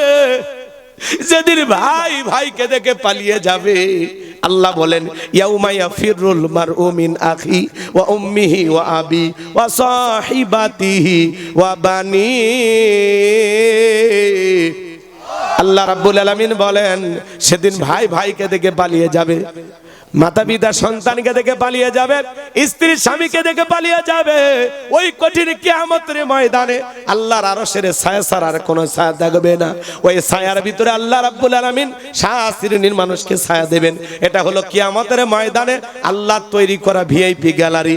জোরে কন্না মারহাবা। এখান থেকে আল্লাহর বান্দারা কিয়ামতের ফাইনাল খেলা উপভোগ করবে। মানুষ দলে দলে পানি পানি বলে চিৎকার মারবেন আর নবীজির দিকে রওনা করবেন। নবীজি হাউজে কাউসারের পেয়ালানা দাঁড়িয়ে আছেন। কিছু মানুষের চোখের সামনে আল্লাহ তাআলা পর্দার আবরণ তৈরি করে দিবেন। নবী তখন ডেকে বলবেন, আল্লাহ, সংখ্যায় আমি আমার অনেক উম্মতকে দেখতে পাইলাম, কেন জানি সংখ্যাটা কমে গেল, বুঝতে পারলাম না। আমার আল্লাহ তখন ডেকে বলে, বন্ধু, পাইকারি দরে আপনি সবাইকে যে কাউসারের পানি পান করাইতে পারবেন না। দুনিয়ার জীবনে দুইটি অপরাধ করেছিল যারা, কিয়ামতের ময়দানে আপনার হাতে পানি পাবে না তারা। কয়টি অপরাধ? কয়টি? এই দুইটা অপরাধ কি কি জানার দরকার নাই? এই দুইটা অপরাধ আপনার আমার ভিতরে থাকতে পারে কিনা? কষ্ট হচ্ছে নাকি? রাসূল হাউজে কাউসারের পিয়ালা নিয়ে দাঁড়িয়ে আছেন। কারা কারা কিয়ামতের ময়দানে নবীজির হাতে হাউজে কাউসারের পানি পান করতে চান? দুই হাত তুলে আল্লাহকে দেখান। আমার সঙ্গে বলুন, আল্লাহ আমাদের সবাইকে কিয়ামতের ময়দানে নবীজির হাতে হাউজে কাউসারের পানি পান করা তৌফিক দান করুন। চিল্লা বলুন আমিন। আরেকটু জোরে বলুন আমিন। আরো একবার বলুন আমিন। আল্লাহ আমাদের সবাইকে কিয়ামতের ময়দানে নবীজির হাতে হাউজে কাউসারের পানি পান করার তৌফিক দান করেন, জোরে কোন আমিন। হাত নামান আমার ভাইয়েরা। নবীজি হাউজে কাউসারের পিয়ালা নিয়ে দাঁড়িয়ে থাকবে না, কিয়ামতের ময়দানে নবীজিকে দেখা হবে, নবীজিকে নিজের চোখ ভরে দেখবেন। সুবহানাল্লাহ। রাসূলকে কাছে থেকে দেখবেন, নবীজি হাউজে কাউসারের পিয়ালা নিয়ে দাঁড়িয়ে আছেন। রাসূলের হাতে এক পেয়ালা হাউজে কাউসারের পানি যদি পান করতে পারেন, এক পেয়ালা পানি পান করতে যদি পারেন, জান্নাতে ঢোকা পর্যন্ত আপনারা তৃষ্ণা লাগবে না, তৃষ্ণা মিটে যাবে। সুবহানাল্লাহ জোরে কোন। এ বাজান, পানি চাইলেই তো পাওয়া যাবে না। আমি আপনাদের এলাকা আসলাম, একটা ছেলের হাতে কিছু চকলেট দিলাম, এক্সাম্পল, উদাহরণ বোঝানোর জন্য। ওই ছেলেটা চকলেট পায়া আমি বললাম, ভাতিজা আমার জন্য এক বাদা পানি আনো, একটু উজু বানাবো। ওই ছেলেটা চকলেট পায় মারছে দৌড়, দৌড়ে থেকে আসার খায় পড়ে গেছে, হাঁটু ছিলে গেছে, রক্ত বের হয়েছে, চামড়া ছিলিয়ে নিচে পড়ে যাচ্ছে। এরপরেও দাঁড়াইছে, বদনা ভুইরিয়া পানি নিয়েই আমার সামনে হাজির। আমি তখন বললাম, ভাতিজা এই পানিটা আনতে গিয়ে তোমার কষ্ট হয়েছে, মাঝখানে আসার খায় পড়ে গেছো, হাঁটু ছিলে গেছে, ব্যথাও মনে পাইছে। ছেলেটা তখন বলতেছে, আমি এরকম কত পরে যাই, আমার কিছুই হয় না। চকলেটের খুশির কারণে ব্যথাকে ব্যথা মনে, ওর যে কষ্টটা লাগতেছে না, কি কারণে? হাতের মধ্যে কি আছে? এক কথা কয় না, এই চকলেট থাকার কারণে পরে যাওয়ার ব্যথাকে ব্যথা মনে হচ্ছে না। কিয়ামতের ময়দানে রাসূলের হাতে, নবীজির হাতে এক পেয়ালা হাউজে কাউসারের পানি তকদিরে, নসিবে, ভাগ্যে যদি জুটে যায়, আল্লাহ যদি দয়া করে তার আরশের নিচে আপনাকে আমাকে ছায়া দেয়, নবীজির হাতে এক পেয়ালা হাউজে কাউসারের পানি, আল্লাহর আরশের নিচে ছায়া যদি আপনি কিয়ামতের ময়দানে পান, কিয়ামতের কঠিন দিন আপনার কাছে কঠিন মনে হবে না, আল্লাহ সহজ করে দিবেন। একটু জোরে কর না সুবহানাল্লাহ। আর কিয়ামতের ময়দানে নবীজির হাতে হাউজে কাউসারের পানি, আল্লাহর আরশের নিচে ছায়া, এই দুই জায়গাতে যদি আপনি থাকতে পারেন, আপনি জান্নাতি, আর কোনো টেনশনই নাই। সুবহানাল্লাহ তাও কয় না, সুবহানাল্লাহ বলার জন্য কাতুকুতু দিব, ধাক্কা মেরে সুবহানাল্লাহ বলা লাগবে কেন? কিয়ামতের ময়দানে নবীজির হাতে হাউজে কাউসারের পানি যদি পান, আল্লাহ যদি নসিবে, ভাগ্যে জুটে দেয়, আল্লাহর আরশের নিচে যদি ছায়া দেয়, কিয়ামতের কঠিন দিন আপনি কঠিন মনে হবে না, আল্লাহ আপনার জন্য সহজ করে দেবেন। সুবহানাল্লাহ। এইবার শোনেন, পানি চাইলে তো পাওয়া যাবে না, কথা কয় না, পানি চাইলে পাওয়া যাবে? ঠান্ডা পানিতে ওযু বানায় নামাজ আদায় করতে হবে। হঠাৎ করে কেউ যদি নামাজ ধরে, মানুষ তখন বলে, বাপ রে বাপ, আজকে সূর্য কোন দিক উঠছে, উত্তর পাড়া বাদশাদিকি মসজিদে নামাজ পড়বি না 2 দিন পরে ছেড়ে দিবি? আছে না এরকম মুরব্বী? শান্তি পাওয়া যায়, কথা কি বুঝছেন? সবার মধ্যে বসতে আমাদের জন্য কষ্ট, এমনি যেগুলো চেয়ার সেগুলো বসলে ভালো হয়। আচ্ছা, কষ্ট হচ্ছে আপনাদের? আমার দিকে তাকান। হঠাৎ করে কেউ নামাজ ধরছে, পুরাতন মুসল্লি এই নতুন মুসল্লির দিকে সমালোচনা শুরু করে, একটু ঠাট্টা বিদ্রুপ করে। ও চাচা, আপনি তো দাওয়াত দিয়ে 5 জনকে মসজিদে আনতে পারেন না, হঠাৎ করে কেউ নামাজ ধরছে, 2 ওয়াক্ত পড়ুক আর 2 দিন পড়ুক, আপনার কোনো সমস্যা? কথা কন না কেন? আপনার কোনো সমস্যা? তাহলে সমালোচনা কেন করতেছেন? আপনার এই কথা শুনে ওই লোক যদি পরের ওয়াক্ত থেকে মসজিদে না আসে, আল্লাহর কাছে কি জবাব দিবেন? জবাব আছে? জবাব আছে? তাহলে কেউ মসজিদে আসলে সমালোচনা করা, লোকটা নামাজ ধরতেছে, তার মানে আল্লাহ মনে হয় তার হেদায়েতের পথে কবুল করতেছে। লোকটার ভিতরে ভালো কাজের দেখতেছেন, ভালো কাজ করতেছে, তার মানে আল্লাহ তাআলা তার হেদায়েত দান করতেছে। কথা কি বোঝা যায়? তাহলে হঠাৎ করে কেউ যদি নামাজি ধরে, সমালোচনা করা নয়, পারলে দোয়া করেন যে, ভাতিজা তুমি মসজিদে আসছো দেখে দিলটা ভইরা গেছে, আল্লাহর কাছে দোয়া করি আল্লাহ যেন তোমাকে কিয়ামত পর্যন্ত মসজিদে এসে জামাতের সহিত নামাজ পড়ার তৌফিক দান করেন। আল্লাহ যতদিন হায়াত দেয় ততদিন তুমি মসজিদে এসে নামাজ পড়বা। কথা কর, দোয়া করেন। আসরে নামাজ পড়ে বলেন, ভাতিজা 1 কাপ লাল চা না খাইয়া আজকে তোমারে ছাড়বো না। ভালোবাসেন, বুকে টানেন, ঘৃণা সরানো যাবে? ঘৃণা সরানো যাবে? যুবক বয়সে দাড়ি রাখছে, এটা নিয়ে সমালোচনা করে, এই বয়সে দাড়ি রাখলি বউ পাবি তো? কথা কয় না কেন? বউ নিয়ে ঘুরতে গেছে, কয় ভাবি আসসালামু আলাইকুম, সাথে চাচার খবর কি? বউ বাড়িতে এসে রাগ করে, বাহিরে তোমার সাথে যাওয়া যায় না কেন? কয় আমারটাকে ভাবি আর তোমারটাকে চাচা। যেই বউ নবীর সুন্নত দাড়িকে মহব্বত করে না, ওই বউ আপনাকে 100% ভালোবাসা দিতে পারে না। কথা বলে ঠিক কিনা? এই পৃথিবীর সকল নবীদের মুখে দাড়ি ছিল, দাড়ি হলো স্পেশাল একটা সুন্নত। টুপি খোলা যায়, জুব্বা খোলা যায়, দাড়ি খোলা যায়, 24টা ঘন্টা লাগে থাকে। দাড়ি রাখলে পুরুষকে পুরুষের মতো লাগে, আর দাড়ি ছাড়া পুরুষকে, মহিলারও দাড়ি নেই, পুরুষেরও দাড়ি নেই। 50-60 বছর বয়স হয়ে গেছে, সেলুনে যাকে মারিয়ে দে, মারিয়ে দে। কয় চাচা চামড়া জোরে গেছে, প্লাস দিয়ে টানে টানে সেভ করা লাগে, আপাতত দাড়িটা ছেড়ে দেন। কয় না, চুলকে, তোমার দাড়ি রাখলে চুলকায়। কবরে যাও, ফেরেশতারা চুলকানির মলম নিয়ে বসে আছে, তোর জাগা মতো মলম লাগিয়ে দিবি। কথা কয় ঠিক কিনা? মুসলমানের মুখে দাড়ি থাকবে না, এটা হইল। আপনাদের এলাকার নাম কি কোন? তেতুলিয়া। শেরপুর থেকে একটা ছেলে হানিফ গাড়ি ধরে ঢাকা যাচ্ছে। সে কুয়াশা পড়ছে, যমুনা সেতু যাওয়ার আগে, আল্লাহ না করুক, উদাহরণ দিচ্ছি বুঝানোর জন্য, গাড়ি দুর্ঘটনায় মুখোমুখি ট্রাক আর বাসের মুখোমুখি সংঘর্ষ হইয়া বাসের মধ্যে 44 জন ছিল, তার 40 জনই মরে গেছে। মনে করে উদাহরণ। আপনি মুসলমান, আপনি মারা গেছেন, এখন আপনার পকেটে টুপিও নেই, মুখে দাড়িও নেই। মানুষ তখন হয় লুঙ্গি তুলবি, না হলে চেন খুলবি, যে মাথা কাটানো আছে না নাই। কথা কোন ঠিক কিনা? কারণ আপনি মুসলমান না হিন্দু বোঝা যাচ্ছে না।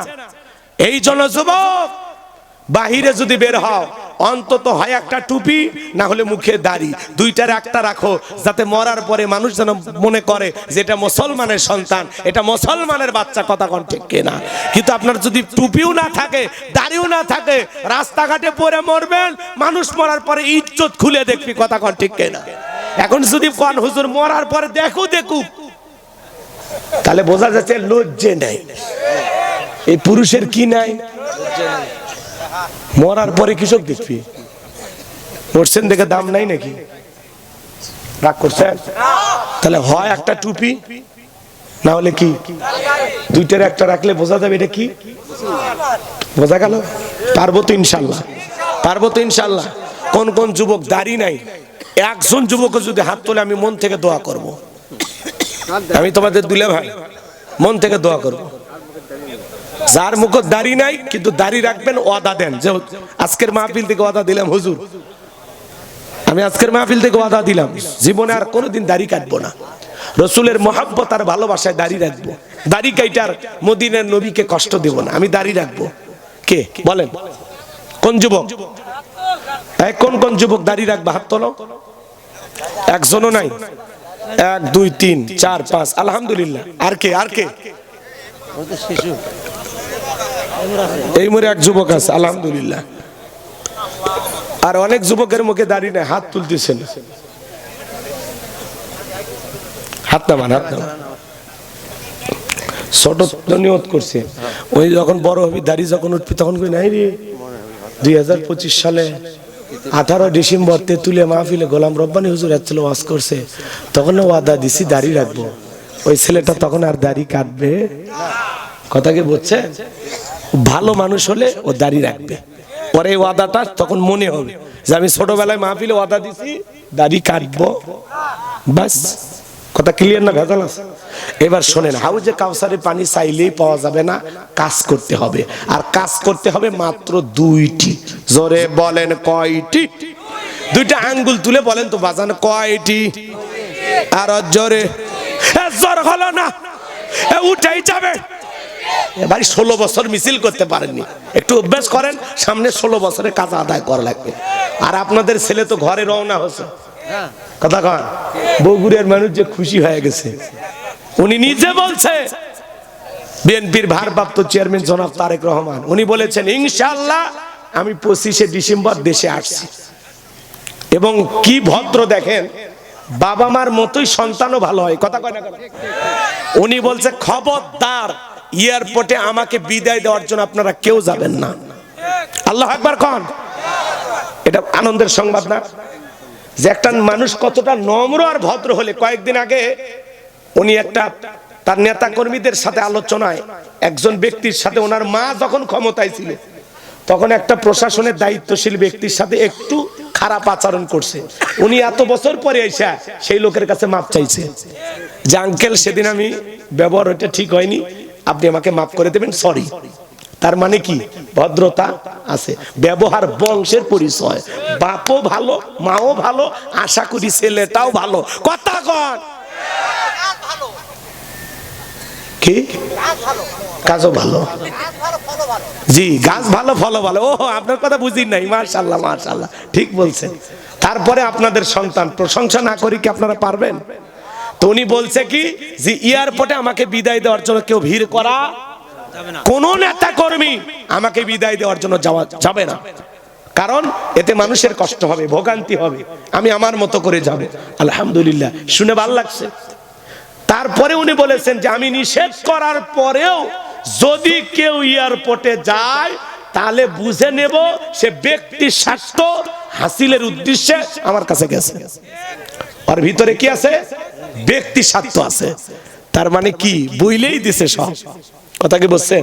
তো উনি নিজের মুখে বলেছেন যে আগামী 25শে ডিসেম্বর আমি নিজ মাতৃভূমি বাংলাদেশে আসব ইনশাআল্লাহ। মুখের মধ্যে ইনশাআল্লাহ আছে, কথা কর মাশাআল্লাহ, ভালো। তো আল্লাহর কাছে দোয়া করি আল্লাহ যেন ওনাকে সুস্থ শরীরে আসার তৌফিক দান করেন। এই 16-17 বছর ধরে, 16-17 বছর 18 বছরের কাছাকাছি হয়ে গেল, এতদিন দেশের বাইরে, মা ছাড়া, ভাই ছাড়া, পরিবার ছাড়া, কি বুঝতে পারছেন? তো উনি দেশে ফিরবেন, বিশেষ করে ওনার মা একেবারে জীবন মৃত্যুর সন্ধিক্ষণে, এই সময় একটা সন্তান তার মায়ের পাশে থাকা খুব বেশি জরুরি, কথা বলে ঠিক কিনা? তো অনেকে বলতেছেন তিনি হয়তো বা বেঁচে নেই, অনেক কথাই বলতেছেন। তো আল্লাহর কাছে আমরা বলবো না, আল্লাহ যেন তারে বাঁচায় রাখে, উনি যেন সুস্থ থাকে, ভালো থাকে, কথা কয় না কেন? বেগম খালেদা জিয়াকে আল্লাহ যেন বাঁচায় রাখে, আল্লাহ যেন ওনাকে নিয়ে খায়াত দান করেন, শেফায়ে কামেলা আজেলা দান করেন। চিল্লা বলেন আমিন, আর একটু জোরে বলেন আমিন। তো বিএনপির পক্ষ থেকে বলা হচ্ছে যে উনি দেশে আসবেন, একটা নতুন ইতিহাস সৃষ্টি হবে, লক্ষ লক্ষ নেতা কর্মী এয়ারপোর্টে তাকে রিসিপশনে যাওয়ার জন্য, তাকে সংবর্ধনা দেওয়ার জন্য তারা নতুন কিছু বলবেন। বিএনপির নেতা সালাউদ্দিন বলতেছেন যে 55 বছরের ইতিহাসে এরকম নজির বাংলাদেশে হয়নি, এমন একটা ইতিহাস আমরা ঘটাতে যাচ্ছি। তো জানি না কি হবে, উনি আসবেন। তবে আমার কাছে যেটুকু মনে হয়, যেহেতু ওনার মা অসুস্থ, এই অবস্থায় খুব বেশি কোনো কিছু না করে উনি প্রথম এয়ারপোর্টে নেমে ওনার মায়ের কাছে যাবেন, বাস মায়ের দেখভাল করবেন, কথাকে বোঝা গেল। এরপরে অবস্থা বুঝে, ব্যবস্থা বুঝে কোথায় কি বক্তব্য দিবেন, কোথায় কি সংবর্ধনা দিবেন আপনারা দিবেন। কিন্তু যেহেতু মা অসুস্থ, মন ভালো নাই, সংবর্ধনা দিতে চাচ্ছেন আপনারা, এটা কি হবে না হবে আমরা জানি না, কিন্তু ওনার মনের ভিতরে কিন্তু এই বিষয়টা কাজ করতেছে না। এখন উনি ওনার মায়ের জন্যই ছুটে আসতেছে, কথা কোন ঠিক না? তো আল্লাহর কাছে দোয়া করি আল্লাহ যেন এই দেশের শান্তি ফিরায় দেন, জোরে কোন আমিন। কারণ অনেক পরিকল্পনা বাজান, অনেক ষড়যন্ত্রকারী ফাঁদ পেতে আছে, এই কথা কন না কেন? এদেশে কিন্তু আমরা কেউ নিরাপদে নাই, যখন তখন একটা অঘটন ঘটতে পারে। বিগত 16 বছরে ফেসিস্ট জালেমদের দোসর সবাই কি চলে গেছে? এখনো অনেক জায়গা পেতে আছে, কখন থেকে কি ঘটনা ঘটতে পারে আল্লাহ ছাড়া কেউ জানে না। এই জন্য আমরা খুব সাবধানে পা ফেলবো, কথাকে বোঝা যায়। দিন দুপুরে মানুষকে গুলি করে হত্যা করা হচ্ছে, তার মানে এই সমাজে নিরাপত্তা নাই, নিরাপত্তা নিশ্চিত করতে হবে। কষ্ট হচ্ছে আপনাদের? আমার কথা কি বিরক্ত হইছেন? হইলে হইতে পারেন। আমি যে কথা বলতে চাচ্ছিলাম, হাউজে কাউসারের পানি পান করতে গেলে কাজ করা লাগবে কয়টি? এ বগুড়ার মুসলমান, আপনাদের সন্তান বিএনপির ভারপ্রাপ্ত চেয়ারম্যান দেশে আসবে, আপনারা খুশি না বেজা? বগুড়ার মানুষ খুশি তো? আলহামদুলিল্লাহ, বাস আপনারা খুশি থাকেন।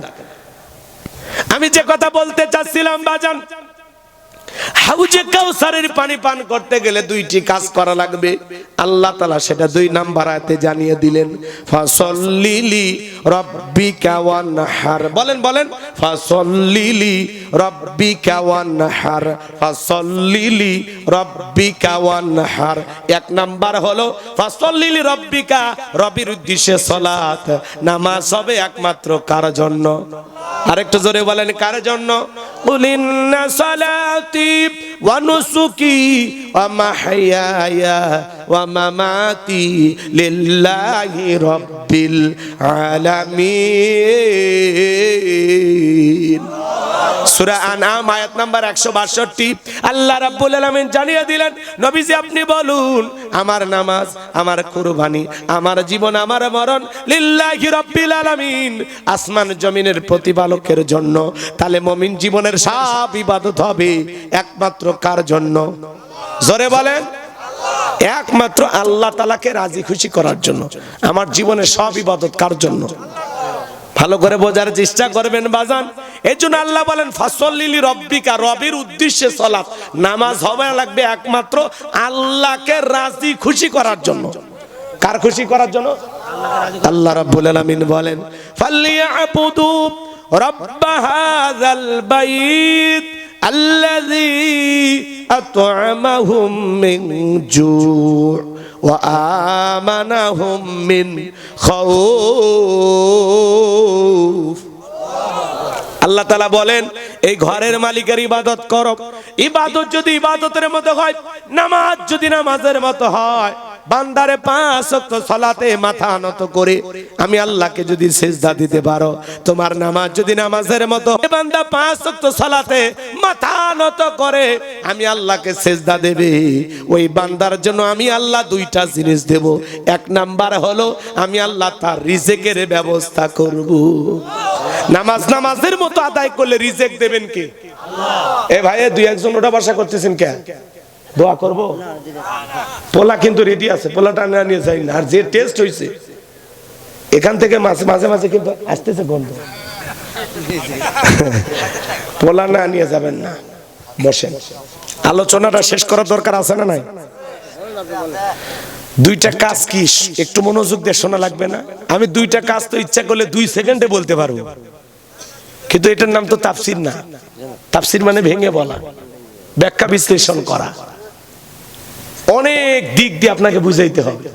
সোজা পথে চলা সহজ, কথা কি বুঝতে পারতেছেন? আমার কথাটা শোনেন।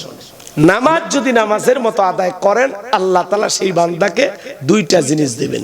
এক নাম্বার তার রিজিকের ব্যবস্থা করবেন। রিজিক দেওয়ার মালিক আল্লাহ। বগুড়ার মুসলমান, আপনাদের এলাকায় রাতের বেলায় 1টা 2টার দিকে বা এশার পরপরই কিছু প্রাণী বের হয়, কুহু কয়া ছিলেন, নাম কি? শিয়াল পণ্ডিত। ওর নামে কি শেরপুর বাজারে মুরগির হোটেল আছে, ব্যাংকের অ্যাকাউন্টে টাকা জমানো আছে। ওই শিয়ালদারে খাওয়ায় কে? পাখি সকালবেলা খালি পেটে নিচ থেকে বের হয়ে যায়, সন্ধ্যেবেলায় ওই পাখির পেটটা ভইরা বাসায় ফেরত আসার ব্যবস্থা করে কে? আল্লাহ যদি পাখিকে খাওয়ায়, শিয়ালকে খাওয়ায়, আমরা হলাম আশরাফুল মাখলুকাত, সৃষ্টির সেরা। কুনতুম খায়রা উম্মাতিন উখরিজাত লিন-নাস। আল্লাহ বলেন তোমাদেরকে উত্তম জাতি বানাইলাম, মর্যাদার আসনে বসাইলাম। ওয়ালাকাদ কাররামনা বানি আদম, বনি আদমকে সম্মান দিয়েছেন কে? বনি আদমের মর্যাদা দিয়েছেন কে? সে আল্লাহ রাব্বুল আলামিন বলতেছে, গোলাম নামাজ যদি নামাজের মতো আদায় করতে পারো, আমি আল্লাহ রাব্বুল আলামিন তোমাদেরকে দুইটা জিনিস দেব। এক নাম্বার হলো তোমার রিজিকের ব্যবস্থা করব। তাহলে রিজিক দেওয়ার একমাত্র মালিক কে? ওয়া মা মিন দাব্বাতিন ফিল আরদি ইল্লা আলাল্লাহি রিজকুহা। সূরা হুদের ভিতরে আল্লাহ পাক জানিয়ে দিলেন এই পৃথিবীর এমন কোন বিচরণশীল প্রাণী নাই যার রিজিকের ব্যবস্থা আমি আল্লাহ আসমান থেকে করি না।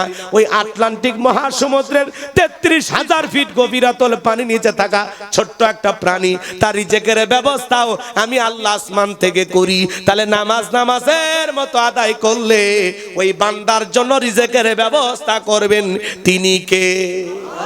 আর 2 নাম্বার হলো ওয়া আমানাহুম মিন খাউফ, আমি আল্লাহ সকল ভয় থেকে নিরাপত্তা দিব। সমাজে ভয় আছে না নাই? মেয়েটা কলেজে গেল, একা একা ফিরবে জামাই নাকি সাথী নিয়ে ফিরবে? ভয় আছে না নাই? মেয়েটা স্কুলে গেল, ভালোভাবে ফিরবে নাকি কারো লালসার শিকার হবে? ভয় আছে না নাই? আপনি বিকাশের দোকানদার, শেরপুর বাজার আপনার দোকান আছে, 2 লক্ষ টাকা নিয়ে রাত 3টার পরে তেঁতুলিয়ে আসবেন। মনে মনে ভাবতেছেন আল্লাহ টাকা নিয়ে বাড়ি পর্যন্ত যাইতে পারবো, নাকি ছিনতাইকারী কবলে পড়ে টাকা যান দুইটাই হারাবো? ভয় আছে না নাই? কথা কন না, চোরের ভয় আছে না নাই? স্বাধীনতার 54 বছর কেটে গেল, 12টা প্রধানমন্ত্রী আপনারা পাইছেন। আগামীতে 12ই ফেব্রুয়ারি আপনাদের ভোটে নির্বাচিত হবে এই দেশের 13তম প্রধানমন্ত্রী। কিন্তু এত বছর কেটে গেল, এই দেশে কোন নেতা চুরি বন্ধ করতে পারে নাই। কথা কয় না কেন? এ বাজান, ডক্টর কামালের তৈরি করা সংবিধান দিয়া, লেনিন কার্ল মার্কসের গণতন্ত্র দিয়া, আমেরিকা লন্ডনের প্রেসক্রিপশন দিয়া, ভারতের পানি পড়া দিয়া চুরি বন্ধ হবে না। এই দেশে যদি চুরি বন্ধ করতে চান, লাগবে কার আইন? আরো জোরে কর না, আল্লাহর আইন। আজ থেকে 1500 বছর আগে আল্লাহ আইন দিয়েছেন, ওয়াসারিকু ওয়াসারিকাতু ফাকতাউ আইদিয়াহুমা জাযাআম বিমা কাসাবা নাকালাম মিনাল্লাহ। সূরা মায়দার 38 নম্বর আয়াতে আল্লাহ আইন দিয়েছেন, চোর পুরুষ হোক আর নারী হোক, আল্লাহর বিধান, আল্লাহর ফয়সালা। অপরাধ যদি প্রমাণিত হয়, চোরের হাত কেটে দাও। একটা চোরের হাত কেটে বাইতুল মোকাররমের সামনে নিয়ে এসে সোশ্যাল মিডিয়ার মাধ্যমে, স্যাটেলাইট টেলিভিশনে ঘন্টার পর ঘন্টা যদি নিউজগুলো প্রচার করা হতো, বাংলার পার্লামেন্টে আইন পাস করা হয়েছে, চুরি করলেই চোরের হাত কেটে দেওয়া হবে। একটা চোরের হাত কেটে খালি বিচার করে দেখেন, 24 ঘন্টায় বাংলাদেশে চুরি বন্ধ করা সম্ভব। কিন্তু কে শোনে কার কথা? আজও গেল না মনের ব্যথা। এখন উচিত কথা যদি কই, পিঠের ওপর দিয়া যাবি মই।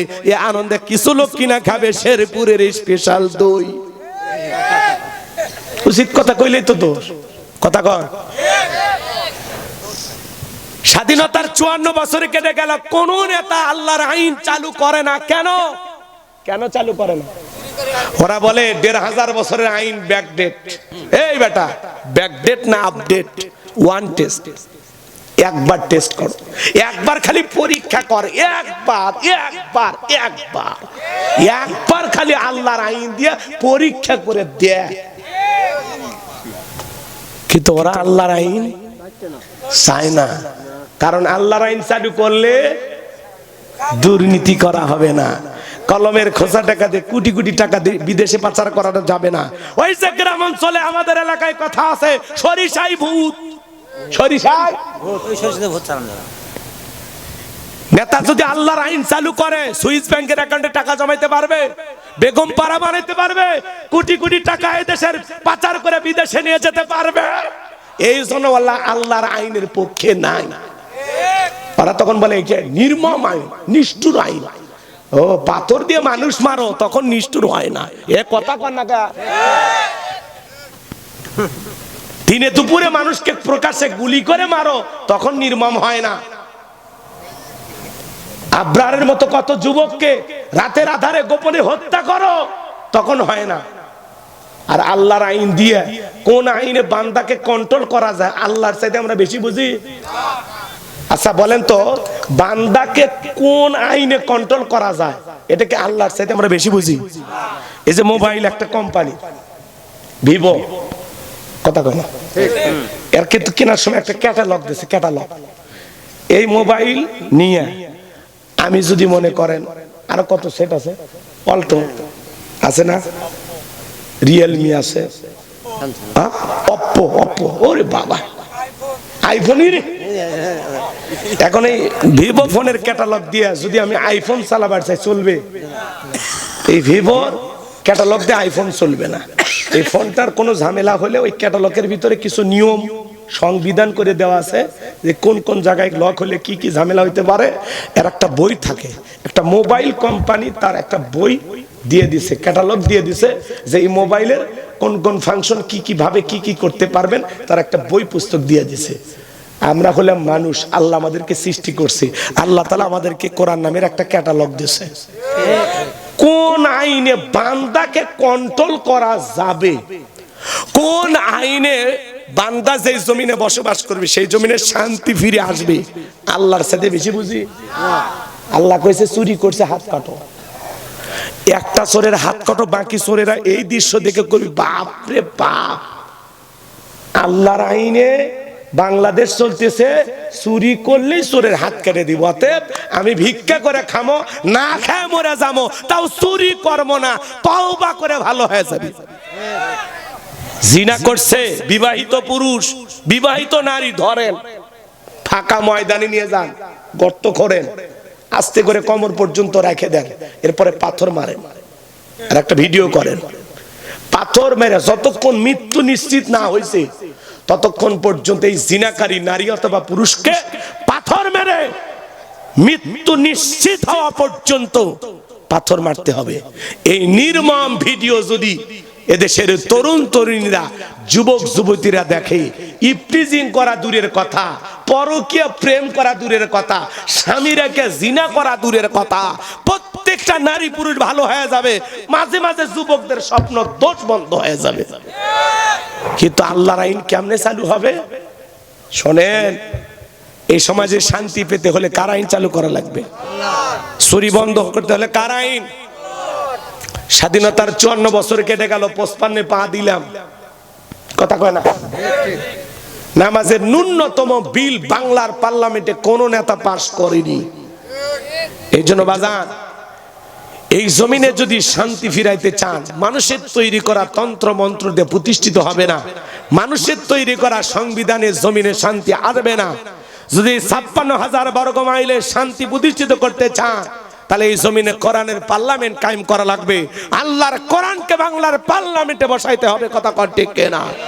এই জমিনে আল্লাহর আইন কারা কারা চান? হাত তুলে আল্লাহকে দেখান। লিল্লাহি তাকবীর। 54 বছরে সব কিছু দেখা শেষ, আগামীতে ইসলামের বাংলাদেশ।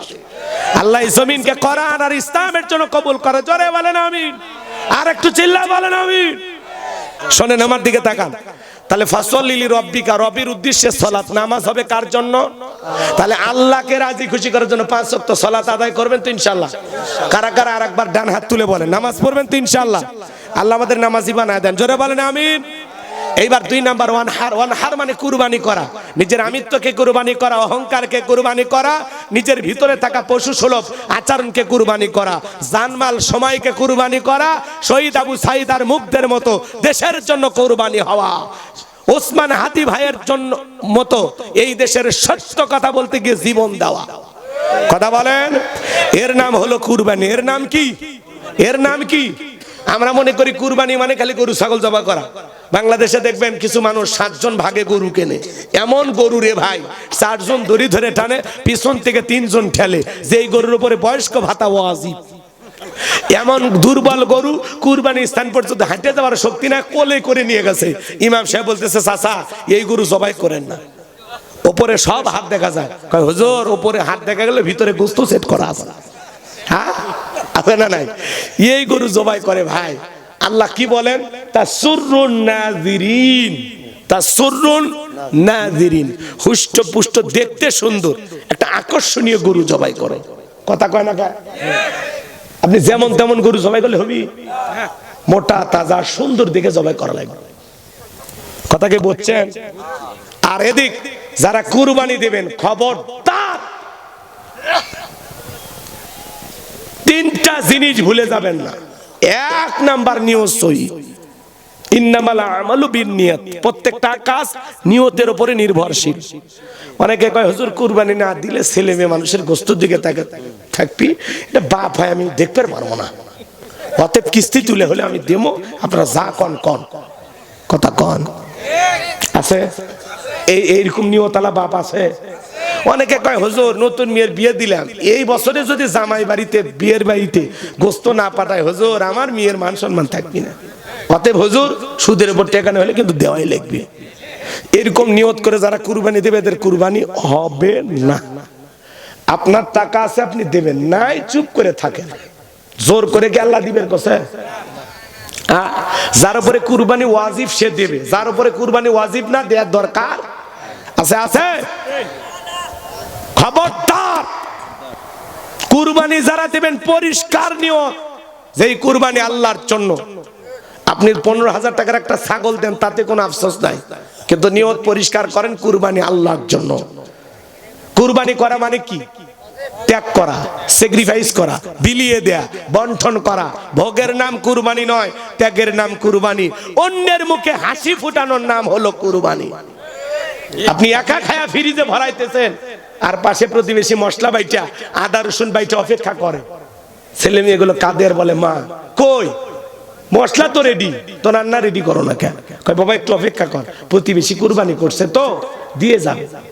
আপনার জন্য সারা দিন চাতক পাখির মতো তাকে থাকে, আর আপনি খাইয়া ফ্রিজে ঢুকাইয়া শেরপুর বাজারে বলতেছেন এই দোকানদার একটা ঠান্ডা দাও, দাঁত খিলল করতেছে আর কত এইবার কুরবানির গোস্তের সেই